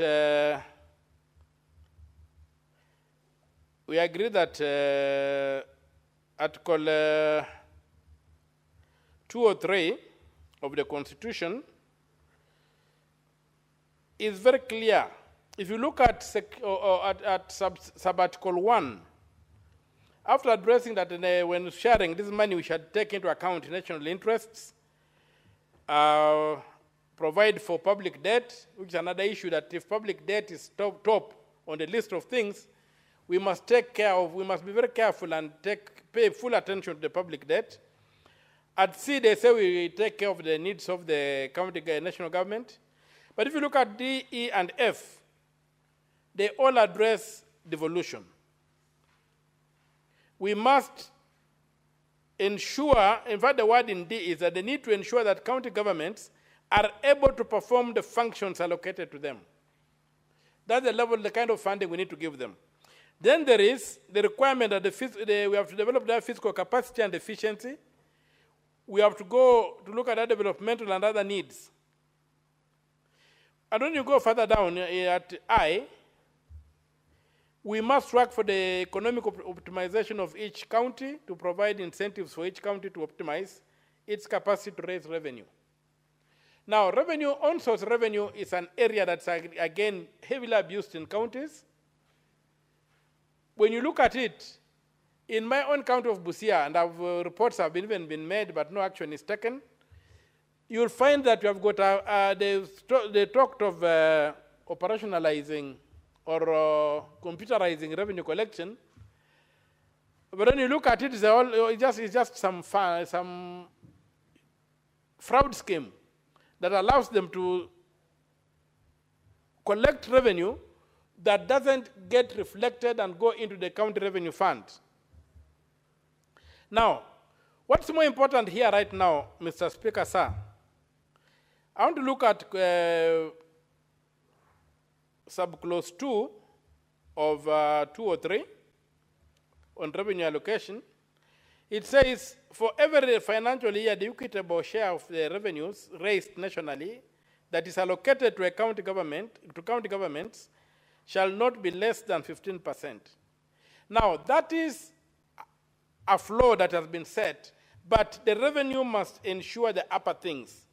The 15% is just a floor that has been set. It's not a requirement that 15% goes to counties. The requirement is that not less than 15%, but whatever goes to counties must achieve what is declared up there. Now, when you go to clause 3, I have a strong feeling that this clause has been totally misinterpreted. And it is here, if you look at the approved revenues, when I look at my iPad on the approved revenues, it is said in under the recommendations, recommendation B, the schedule to the bill be amended to reflect the following. B, Roman 2, the most recent account of revenue as approved by the National Assembly as at the financial year, which is 1,434,434,085,078 shillings for the financial year 2021-2022. What we know is that the Auditor General has submitted reports for the financial year 2023-2024. We are now in the financial year 2024-2025. The audit reports were submitted, and these figures should be based on the audit report of 2022-2023, not 2021-2024, for the following reasons. Although the clause 3 of 203, Article 203 of the Constitution says that the amount referred to in clause 2, that's the 15%, shall be calculated on the basis of the most recent audited accounts of revenue received, comma, as approved by the National Assembly. We should ask ourselves in that sentence, what is approved by the National Assembly? Is it the audit report that's approved by the National Assembly, or is it the accounts, the revenues that are approved by the National Assembly? And if you go to Article 229, clauses 7 and 8, where the report is considered, Mr. Speaker, clause 7 says, audit reports shall be submitted,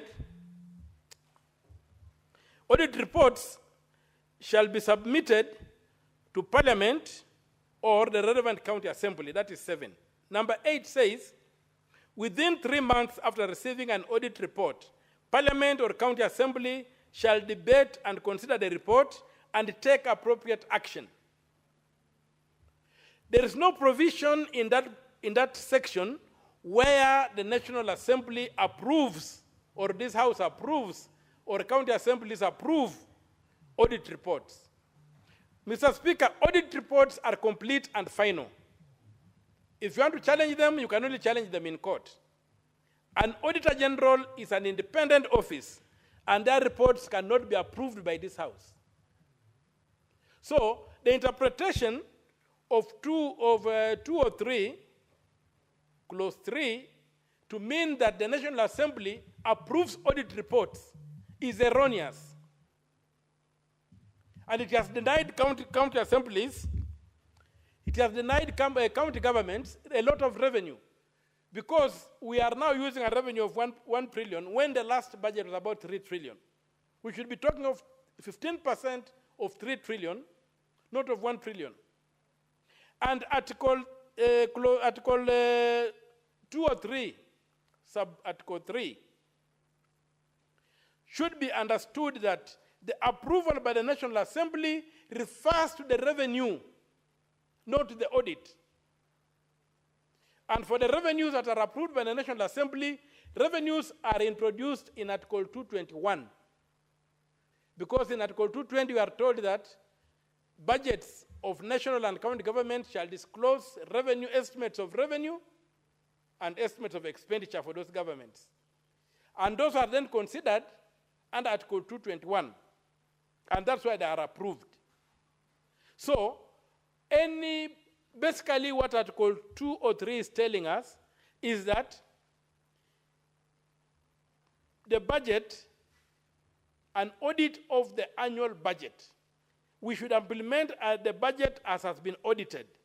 Because once the revenues are approved, they are put into the Appropriation Act as the budget and passed by the House. There is nowhere else where the National Assembly considers revenues. So to say that the National Assembly approves the report of the Auditor General is erroneous. Because, Mr. Speaker, when you go to Article 229, if you go to Article 2, when you go to Article 229, you find that the National Assembly is given 3 months, and even this House, 3 months, and even the County Assembly, 3 months within which not to approve, but to debate, consider, and take appropriate action on an audit report. Basically, we are told that we look at the report and within 3 months make sure that accountability, those who have been adversely mentioned are held accountable. We help the county department, the county governments, or the departments of the national government improve on their accounting systems. It does not in any way tell us that we should does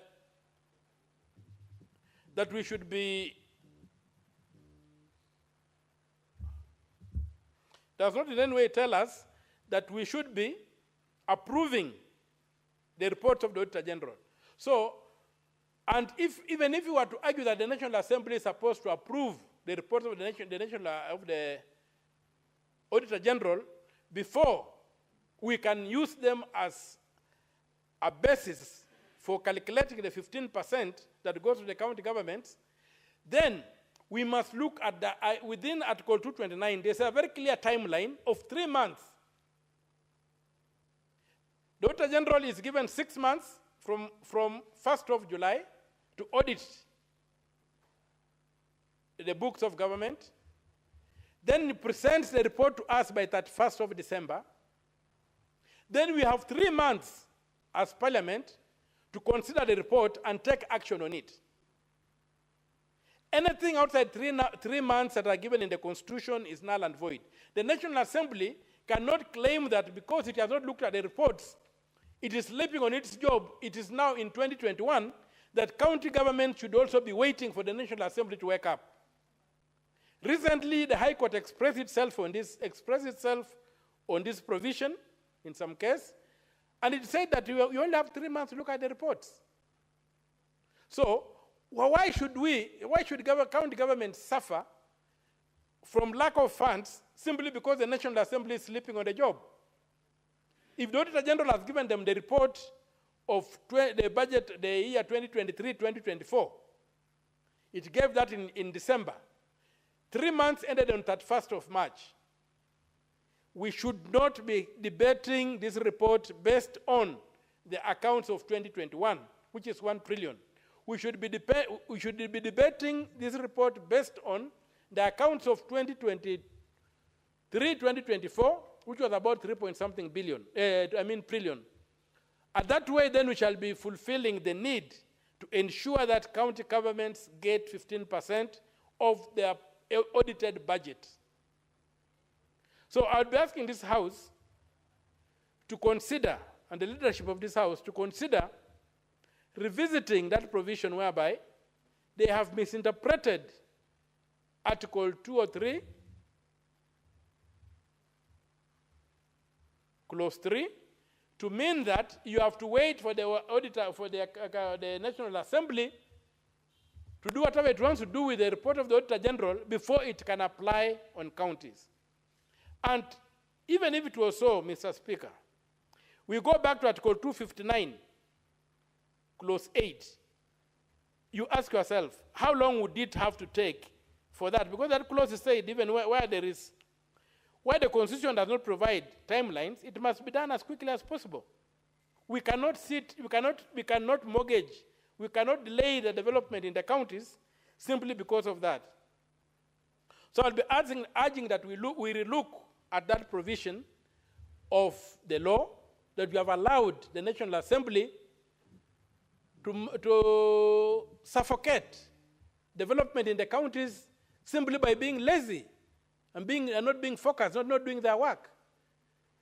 Let us demand that every year the report of the Auditor General after 3 months is unassailable, and that's the one that we shall use to calculate the equitable share that goes to the county.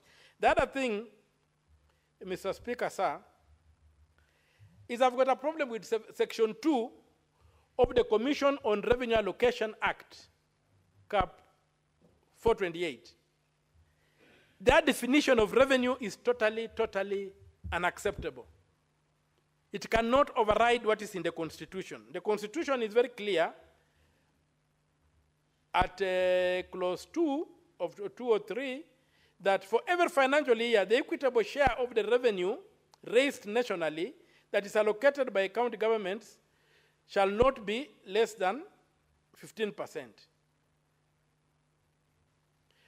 Equitable share of revenue raised nationally. But when you go to Section 2 of the Commission on Revenue Allocation Act, that's Cap 428, it defines revenue this way. It says revenue means all taxes imposed by the national government under Article 209 of the Constitution and any other revenue, including investment income, that may be authorized by an act of parliament, but excludes revenues referred to under Articles 209(4) and 206(1)(a)(b) of the Constitution. That particular definition needs to be looked at. Nobody gave the National Assembly the power, and by the way, these acts were made when National Assembly, before the Senate was formed. These are acts that were made before 2013. And so the Senate was not represented at that time. Parliament constituted only of one house. And so the National Assembly had a free hand to do what it wanted. And here, it's excluding revenue that should be considered in the calculations of what should go to the counties. I would urge, Mr. Speaker, that the leadership of this House takes upon itself to look at Section 2 of the Commission on Revenue Allocation Act, Cap 428, and looks at whether it is acceptable to exclude that revenue in circumstances where the Constitution says all revenue raised. Because if we don't do that, Mr. Speaker, we are going to end up with situations whereby, irrespective of the corruption in the county governments, which needs to be dealt with by law enforcement and to be punished ruthlessly, when you look at the percentages of money that go to the county governments, we have not been able to unbundle enough money to follow the functions that have gone to the county governments. So other than just costing, which is important, costing the devolved functions, we need to also look at the legal framework that was put in place by the National Assembly before the Senate came into existence, to ensure that there is equity and there is adherence to the law within that legal framework. Otherwise, Mr. Speaker, we shall continue giving county governments a raw deal in terms of equitable share. And so, in supporting this bill, Mr.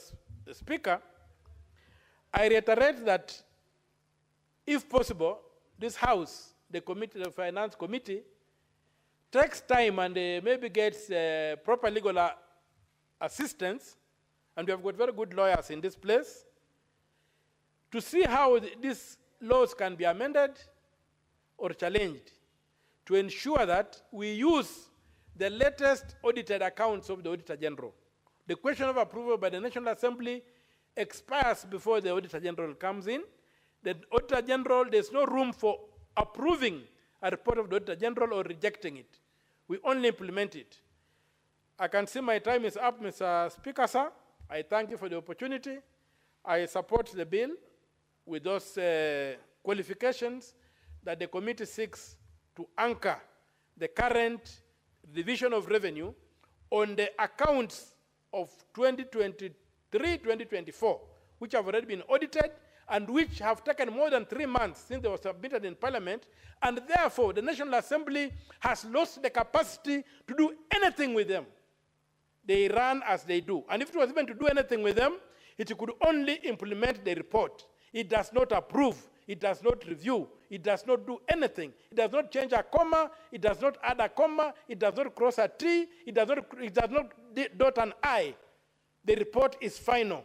And that report should be used to determine the ratio of... Senator Mutari, your time is up. Being an astute public interest litigant, I do propose that the proposals that you have made in your submissions can go into proposals that will guide the eminent legal minds towards asking even the House to seek for those proposals in amendments to the relevant law, so that we speak on one voice. And so don't leave it out to the only lawyers. You're one such honorary practitioner by virtue of the public litigation that you're doing. Senator Peris Tobiko.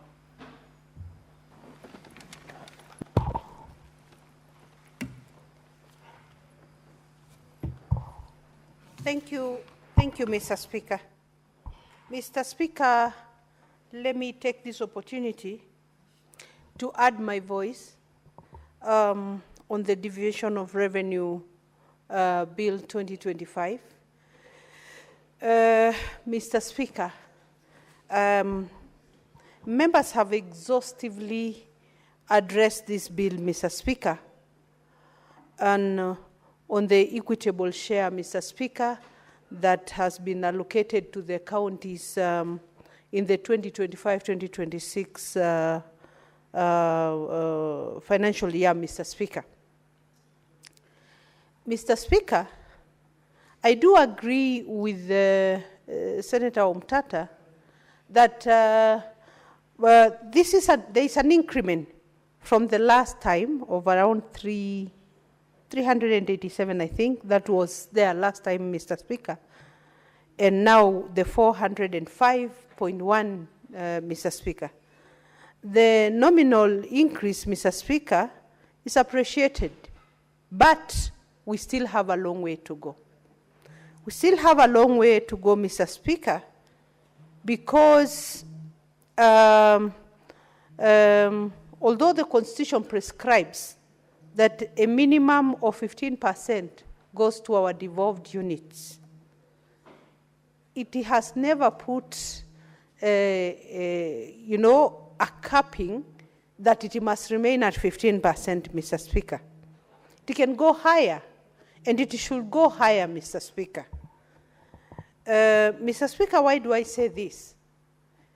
Mr. Speaker, Kenyans would want to see the counties working, Kenyans would want to see our devolved units being viable, being attractive, delivering for Kenyans, so that we realize the benefits of the 2010 Constitution, Mr. Speaker.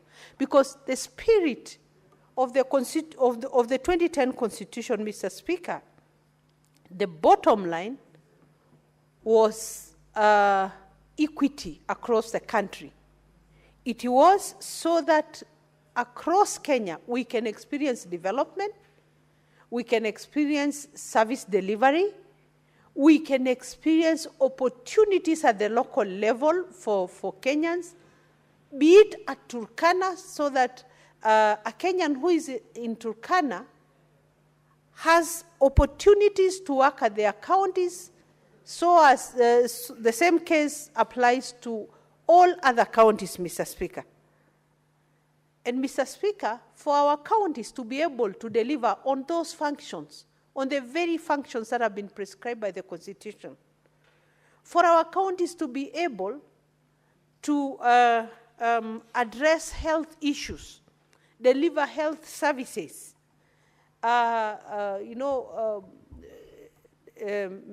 do the facilities and equip them, and provide medical supplies, as well as pay the qualified personnel for these facilities, Mr. Speaker. Our counties do need a lot of these resources, much more than the 405 billion that has been allocated now. But yes, Mr. Speaker, we do accept and appreciate that we are moving, we are making steps every other time. We are increasing. We are progressing. Mr. Speaker, this gives us hope. But still, we are far from it, Mr. Speaker. Because when they say it should be 15% of the last audited accounts, Mr. Speaker, and they go ahead to say this is based on the 2020-2021 audited accounts, Mr. Speaker, then the whole thing is, there are question marks, Mr. Speaker. You query because the last audited accounts is 2023-2024. And sometimes, Mr. Speaker, I have asked myself, what happens with the 85% of the revenues that are left at the national level? What happens, Mr. Speaker? Because we are not seeing projects, mega projects, being handled at the national level, Mr. Speaker. Right now, Mr. Speaker, the expressway, which ends up at Mlolongo, should have been extended by now, Mr. Speaker. Should have extended even beyond Kitengela, maybe reaching Isinya, Mr. Speaker, so that we sort out the gridlock at Kitengela. Mr. Speaker, we want to see mega projects like the SGR fully functional. The SGR cuts across a very big part of Kajiado County, Mr. Speaker, starting from where we border Senator Manzo at Emali, all the way from Emali, coming to Sultan Hamud, through to Kalembwani, Kiu, coming all the way to Mavoko. And even beyond, from now where we border Senator Manzo at Emali, all the way to Mombasa. But when you look at this SGR, it is not operating at full capacity. There were stations that were done along the railway line. Right now, they are white elephants because they are not functional. I should be taking the SGR at Stony Yadi or at Konza, go to Mombasa and alight at Konza and go to my home. But we see the stations They are beautiful. I think right now they are occupied by lizards because they are not functional. So what am I trying to say, Mr. Speaker? Even the 85% that is left at national level, at the national level, should be accounted for. We should see projects. We should see projects that are benefiting Kenyans, Mr. Speaker. Mr. Speaker, this country, even with our, our port, that we have a port and is used by neighboring countries, Mr. Speaker. I don't know if majority of Kenyans know that we don't even have a shipping line. We don't even have our own fleet of ship. Mr. Speaker, we don't, Mr. Speaker, neither do we have at our airports what we can pride ourselves in as a national airline, Mr. Speaker. KQ, which we pride ourselves with, is really not a national airline, Mr. Speaker. It's a private enterprise. Mr. Speaker, Kenyans would want to pride themselves like our neighboring countries. Ethiopia today has a fleet. Uganda has a number. And you wonder, a powerful economic bloc like Kenya does not, Mr. Speaker. And so even as we support the little that goes to our counties, Mr. Speaker, we must hold the national to account for the 85% that is left at the national level. Mr. Speaker, our counties have functions like agriculture. We must boost food productivity, Mr. Speaker. And how do we do that? If we do not support our counties with enough resources to be able to realize the full potential of our country in terms of agriculture. Livestock services, Mr. Speaker. Vaccinations of our animals. And extension services, Mr. Speaker, even for those who deal with crop farming, Mr. Speaker. Mr. Speaker, our roads is another big challenge at the counties, Mr. Speaker.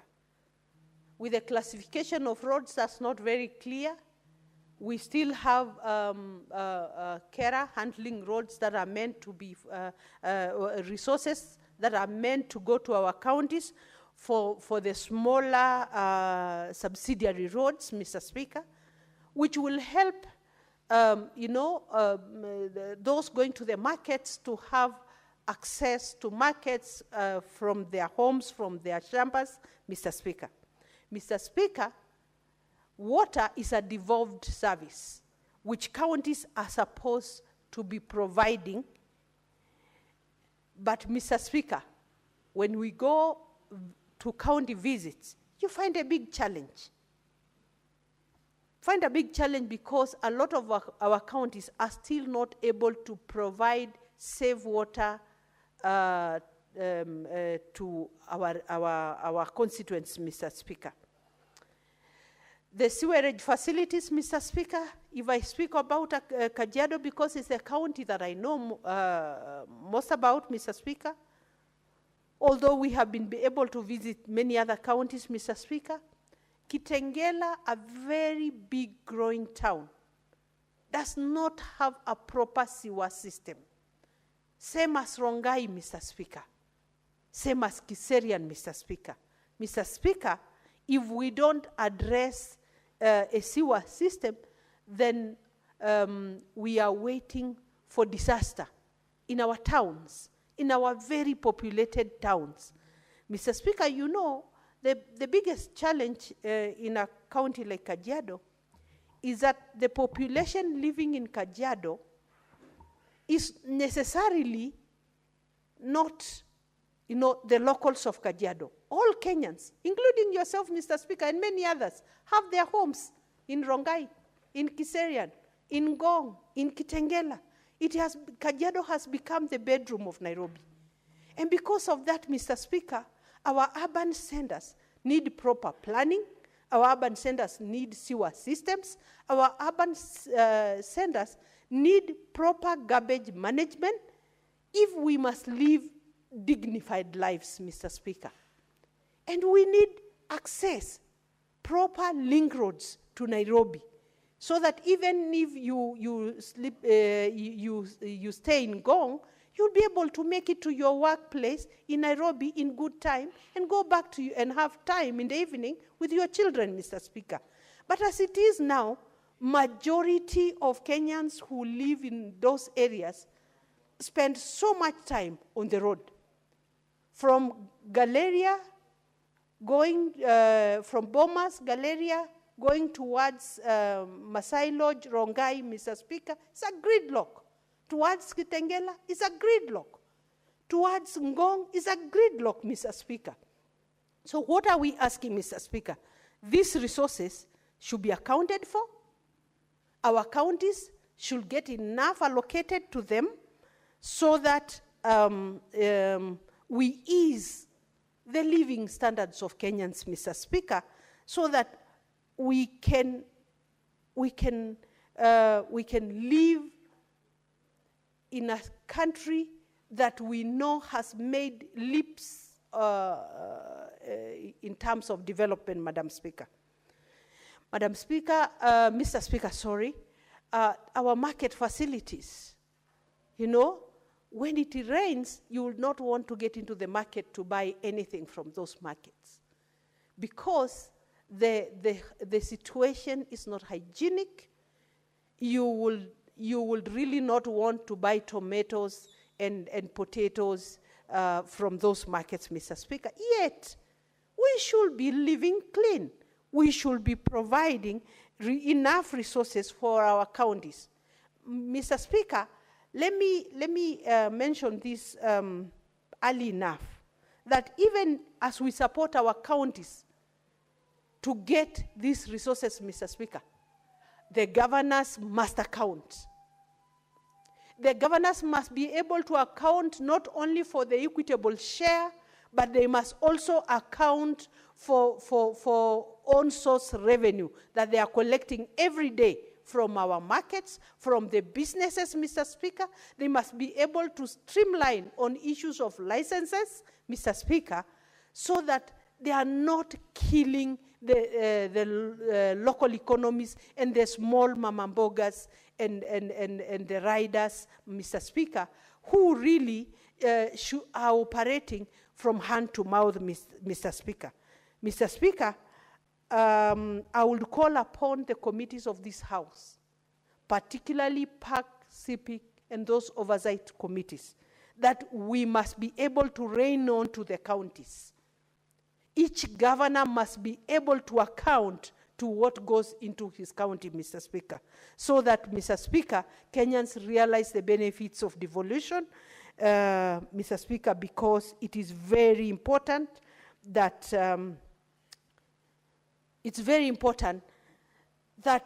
devolution works, Mr. Speaker. Mr. Speaker, I have been seeing UHC workers every day, daily demonstrating outside this House, Mr. Speaker. And now you wonder, where do they belong? The counties are not owning them, the national government is not owning them, Mr. Speaker. Mr. Speaker, this House should rise to the occasion and address that issue, because the issue of health is under our docket, Mr. Speaker, in terms of oversight, and we must come out to help those Kenyans, Mr. Speaker. Mr. Speaker, I support this bill, Mr. Speaker, and really urge that we fast track in terms of the last audited accounts, so that we are depending on the 2023-2024 accounts instead of 2020-2021. Thank you, Mr. Speaker. Thank you, Senator Paris. Senator Manso, you can address the House from the dispatch. Yeah. Thank you, Mr. Speaker. Mr. Speaker, since devolution started, I have divided this bill every year. First, it used to start at the National Assembly. And I've seen this time around, it is signed by the chairperson in charge of Liaison, the Honorable Gladys Boss. And after the National Assembly debates it, then it comes to the Senate. But in one way or another, the decision has already been made at the National Assembly, and when it comes here, is a debate whereby we may not change a lot. A lot of times, we have tried to change or increase the revenues or the monies going to the county, and a lot of times it is difficult. If you look at the current Division of Revenue Bill of 2024-2025,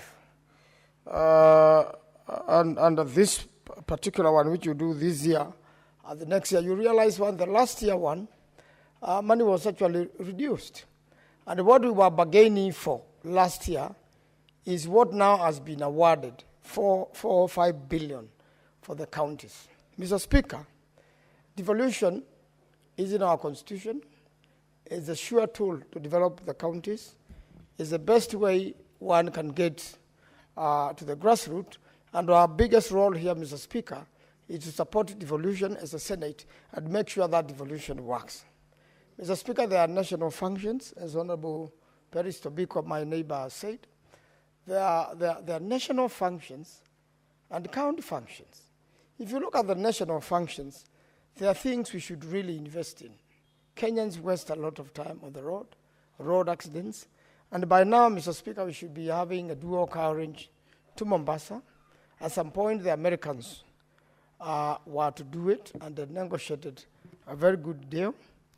And we also expect a dual carriage to Western Kenya, so that goods and services can move very fast from our port to the ports in Lake Victoria and to Uganda and other countries which are served by our ports in Mombasa, and also the proposed corridor through Isiolo, even the airport in Isiolo, which has become, a white elephant, Mr. Speaker, bearing in mind that the construction ended up in some problem, and we never got value for money in terms of the airport in Isiolo.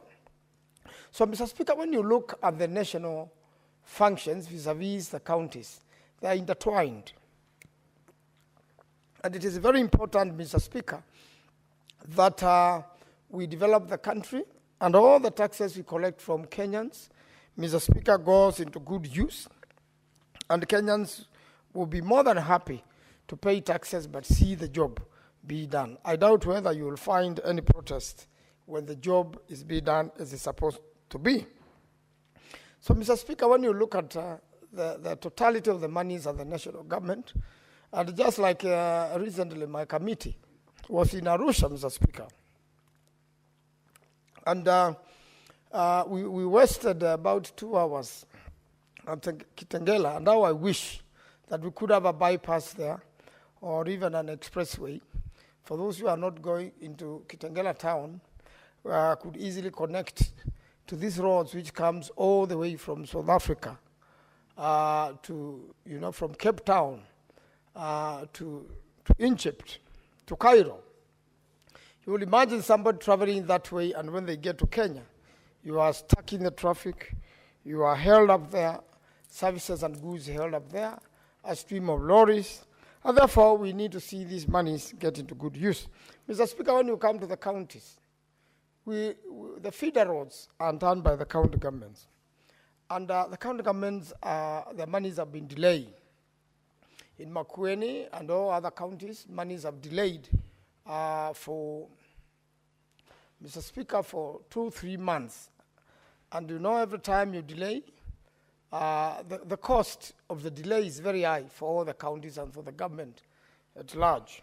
And therefore, Mr. Speaker, this is something, as a Senate, we should look at and make sure that there's enough pressure to make sure that monies reach the counties at the good time, so that when it comes to salaries, they are paid on time, and the counties don't have to result into borrowing from commercial banks, like Cooperative Bank, who has been kind enough to help a lot of counties across the country. And then, that means the county and the people of Kenya are losing some money into traders. When you look at the railway network on the part of the national government, and even on the part of serving and interconnecting the counties, Mr. Speaker, you should have a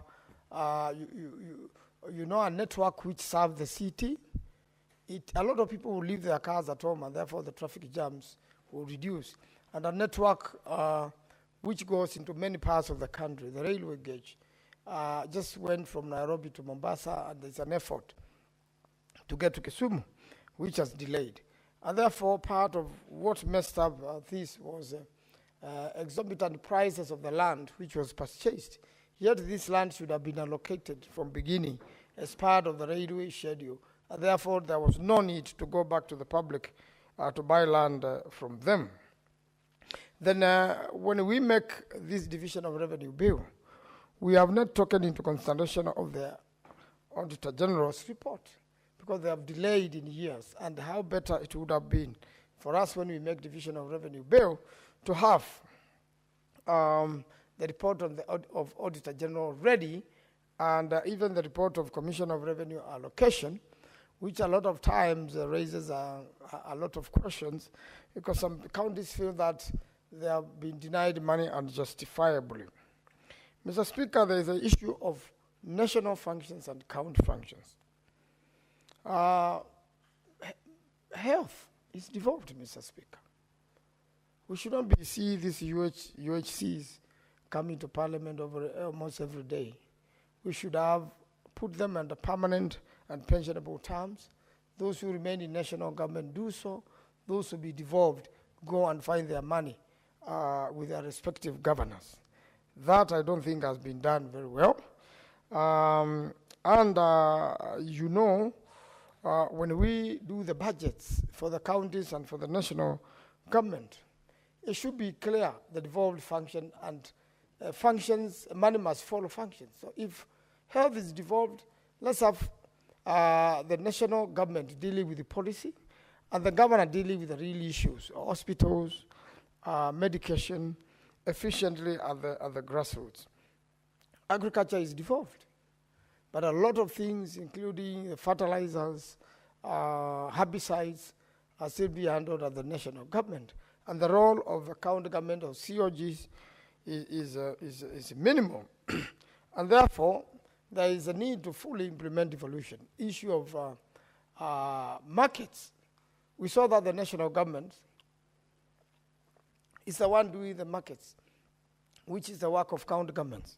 That money should have been in this division of revenue bill, should have gone to the counties, and the national government would have coordinated the construction. After all, it's the county government which approves the structures, participates in monitoring to make sure they are good, and finally gives approval of occupation. So when you don't devolve those markets, you don't devolve housing generally, most of the land where the housing project is being done, which we are paying for daily, and we hope that the deserving people get these houses, and that because we have already paid for them, they should be affordable truly. But the sort of monies you are talking about is that it's like we have not subsidized the prices of those houses. There has been questions, even there was a big debate this morning on television, Citizen Television, on what has happened and how these consultants are very unhappy with the consultation fee, and therefore they have done a poor job. And it's up to each county to make sure that their buildings are sound, the contractors do a good job, and that they can eventually give a certificate of occupation, and that we will not see the situation we saw in Mombasa, a house being brought down, having killed somebody, and the developer who was not monitored properly by both the national government and the county government, Mr. Speaker, ends up, having to use county money, because I'm sure the county of Mombasa is going to be sued And we are going to lose money we have given them through the division of revenue bill to carelessness and negligence, Mr. Speaker. Therefore, the whole building will be, has to be accounted for, and the people who died there, houses which cracked around, that becomes an unnecessary expenditure because somebody did not do their job right. And this is what we are saying, that must be prudent use of our money. This division revenue bill contains our debts. We borrow money. We have a lot of corruption in the country. The structures to fight corruption are not devolved, and a lot of time the fight against corruption has become political instead of actual. Therefore, you end up having people intimidated in pretense that corruption is being fought. And therefore, there is every need to make sure national level we have serious fight against corruption, ethics followed. When we advertise tenders in both county and national government, it's like a determined tender, Mr. Speaker. It's like that tender, even if it is being published in the newspapers, the person who is going to do the tender is known. And that's how we end up with a job which is not well done by the contractors for failure to monitor by the counties and the national government. Mr. Speaker, the Treasury and the bank, the central bank, Mr. Speaker. You saw a report say that there was low absorption of money in the counties. But what is the practice? Money goes to central bank. We have allocated to a county. The people need roads. They need water, which is devolved. We have major projects like a Vision 2030. In the case of Makueni, we have the Konza City, which we expected by now would be employing a lot of young people. We have Thwake Dam, which has never been completed, got stuck only with 6% to go. Farmers will be doing a lot of irrigation right now and raising, money for themselves and their families. But when that is not well done by Treasury, and then you give an excuse that the monies which have gone to the county is hitting the accounts now when you are doing the closing the year, then the counties haven't worked, then you blame the Senate and the governors. You say we are not monitoring them properly, yet Treasury and Central Bank delayed the money and then give so many conditions so that by the time you make the money operational, time is up and the same money is sent back for the allocation for the next year. So you have delay and a delay and a delay, and then you blame the counties. Let the monies get to the counties in good time. And I believe the counties and the governors will work, and we also do our work to make sure that we check the counties properly, and we make sure that everything is done as it should be. So, Mr. Speaker, there has been those challenges, administrative challenges. Yes, you have passed this bill. Yes, there are monies at the national level. Yes, there are monies for the counties. But this money never gets to the counties in good time. And the condition given at central bank are such that you end up not doing anything in the counties. Not for the making of the county government, not for the making of the national government, not for the making of the Senate.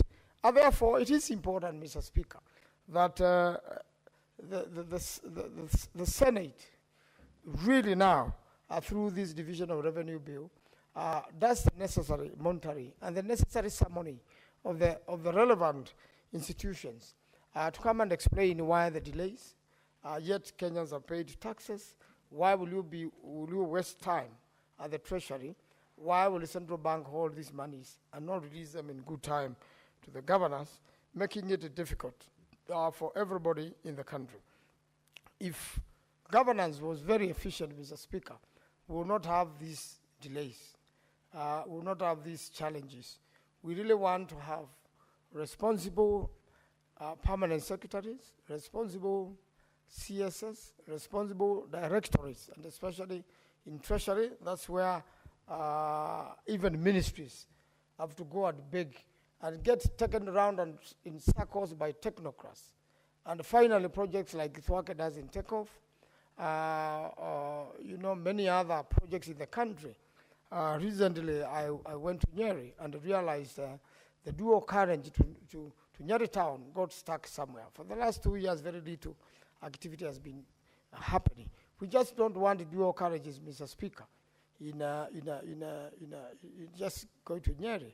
We want dual carriages going to different parts of the country, Mr. Speaker, so that there is easy movement of goods and services. It should not only be in certain regions.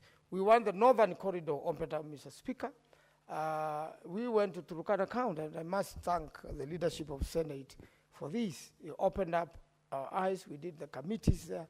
We went to Lake Turkana, realized that the fish, which gives the thread, which is used to operate, or no people go through surgery in the world, come from Lake Turkana, in Turkana County.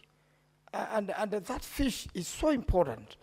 And you can imagine how rare that fish is and how rare that commodity is. Mr. Speaker, and we are the ones supply the whole world. You can imagine how many operations go on everywhere in the world. And that's a big resource in Turkana.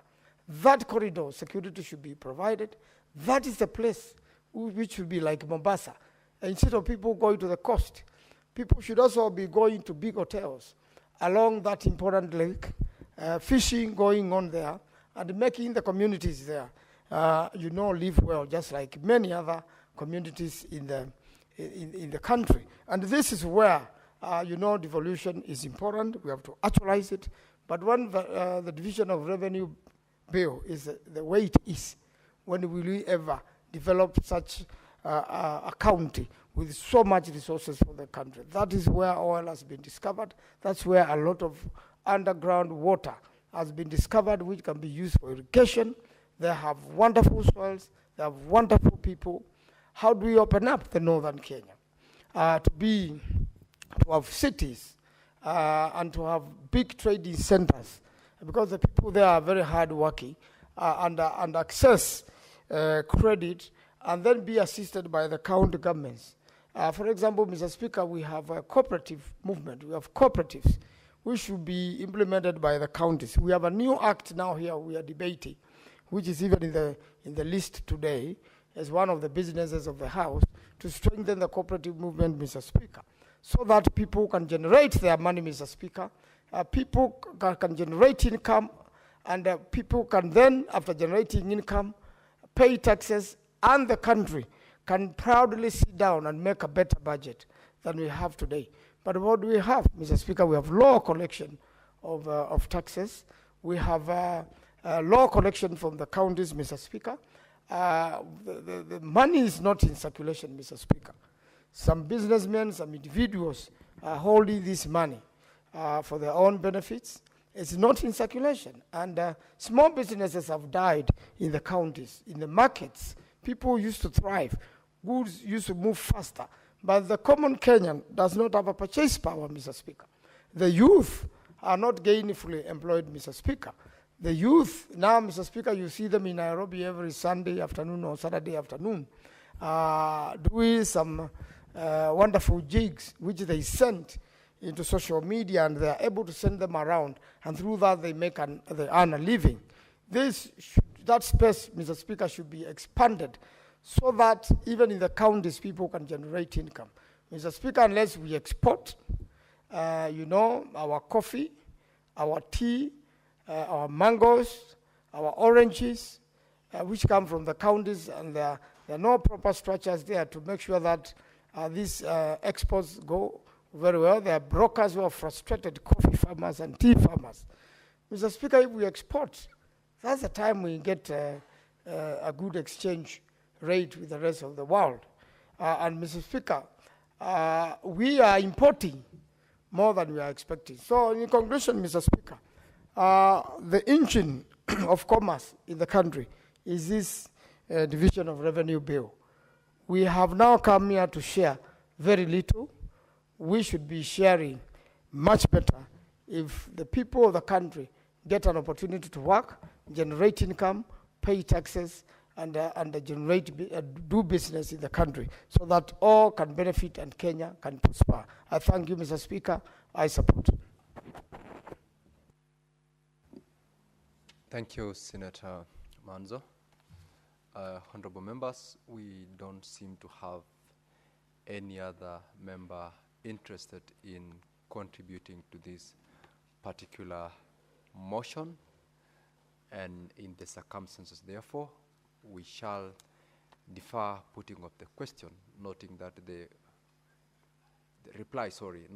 the majority leader who sponsored the bill is not in the House. We shall defer a reply to the next sitting of the House, that is tomorrow.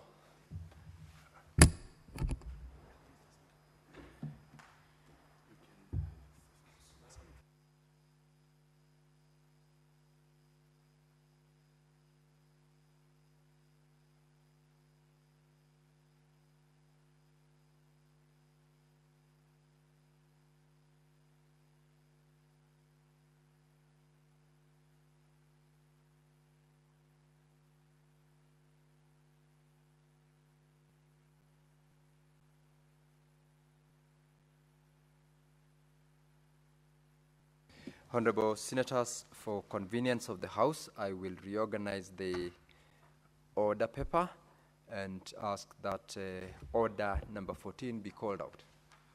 Clerk, please. Order number 14, the Creative Economy Support Bill, Senate Bills number 30 of 2024, second reading, resumption of debate. Honorable members, this is supposed to be a resumption of the debate that was interrupted on Thursday, the 15th of May, 2025. This bill is sponsored by Senator Eddie Okech, who is not present in the House. The same is hereby deferred again to the next sitting. Clerk, next order.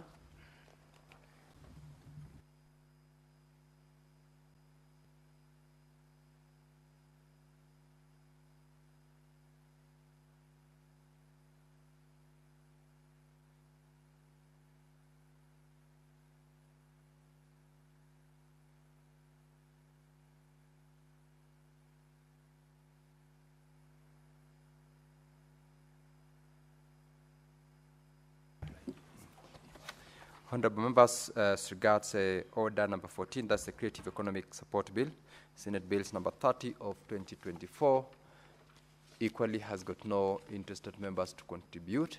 We shall therefore defer the reply by the mover to the next sitting of the House, that is tomorrow.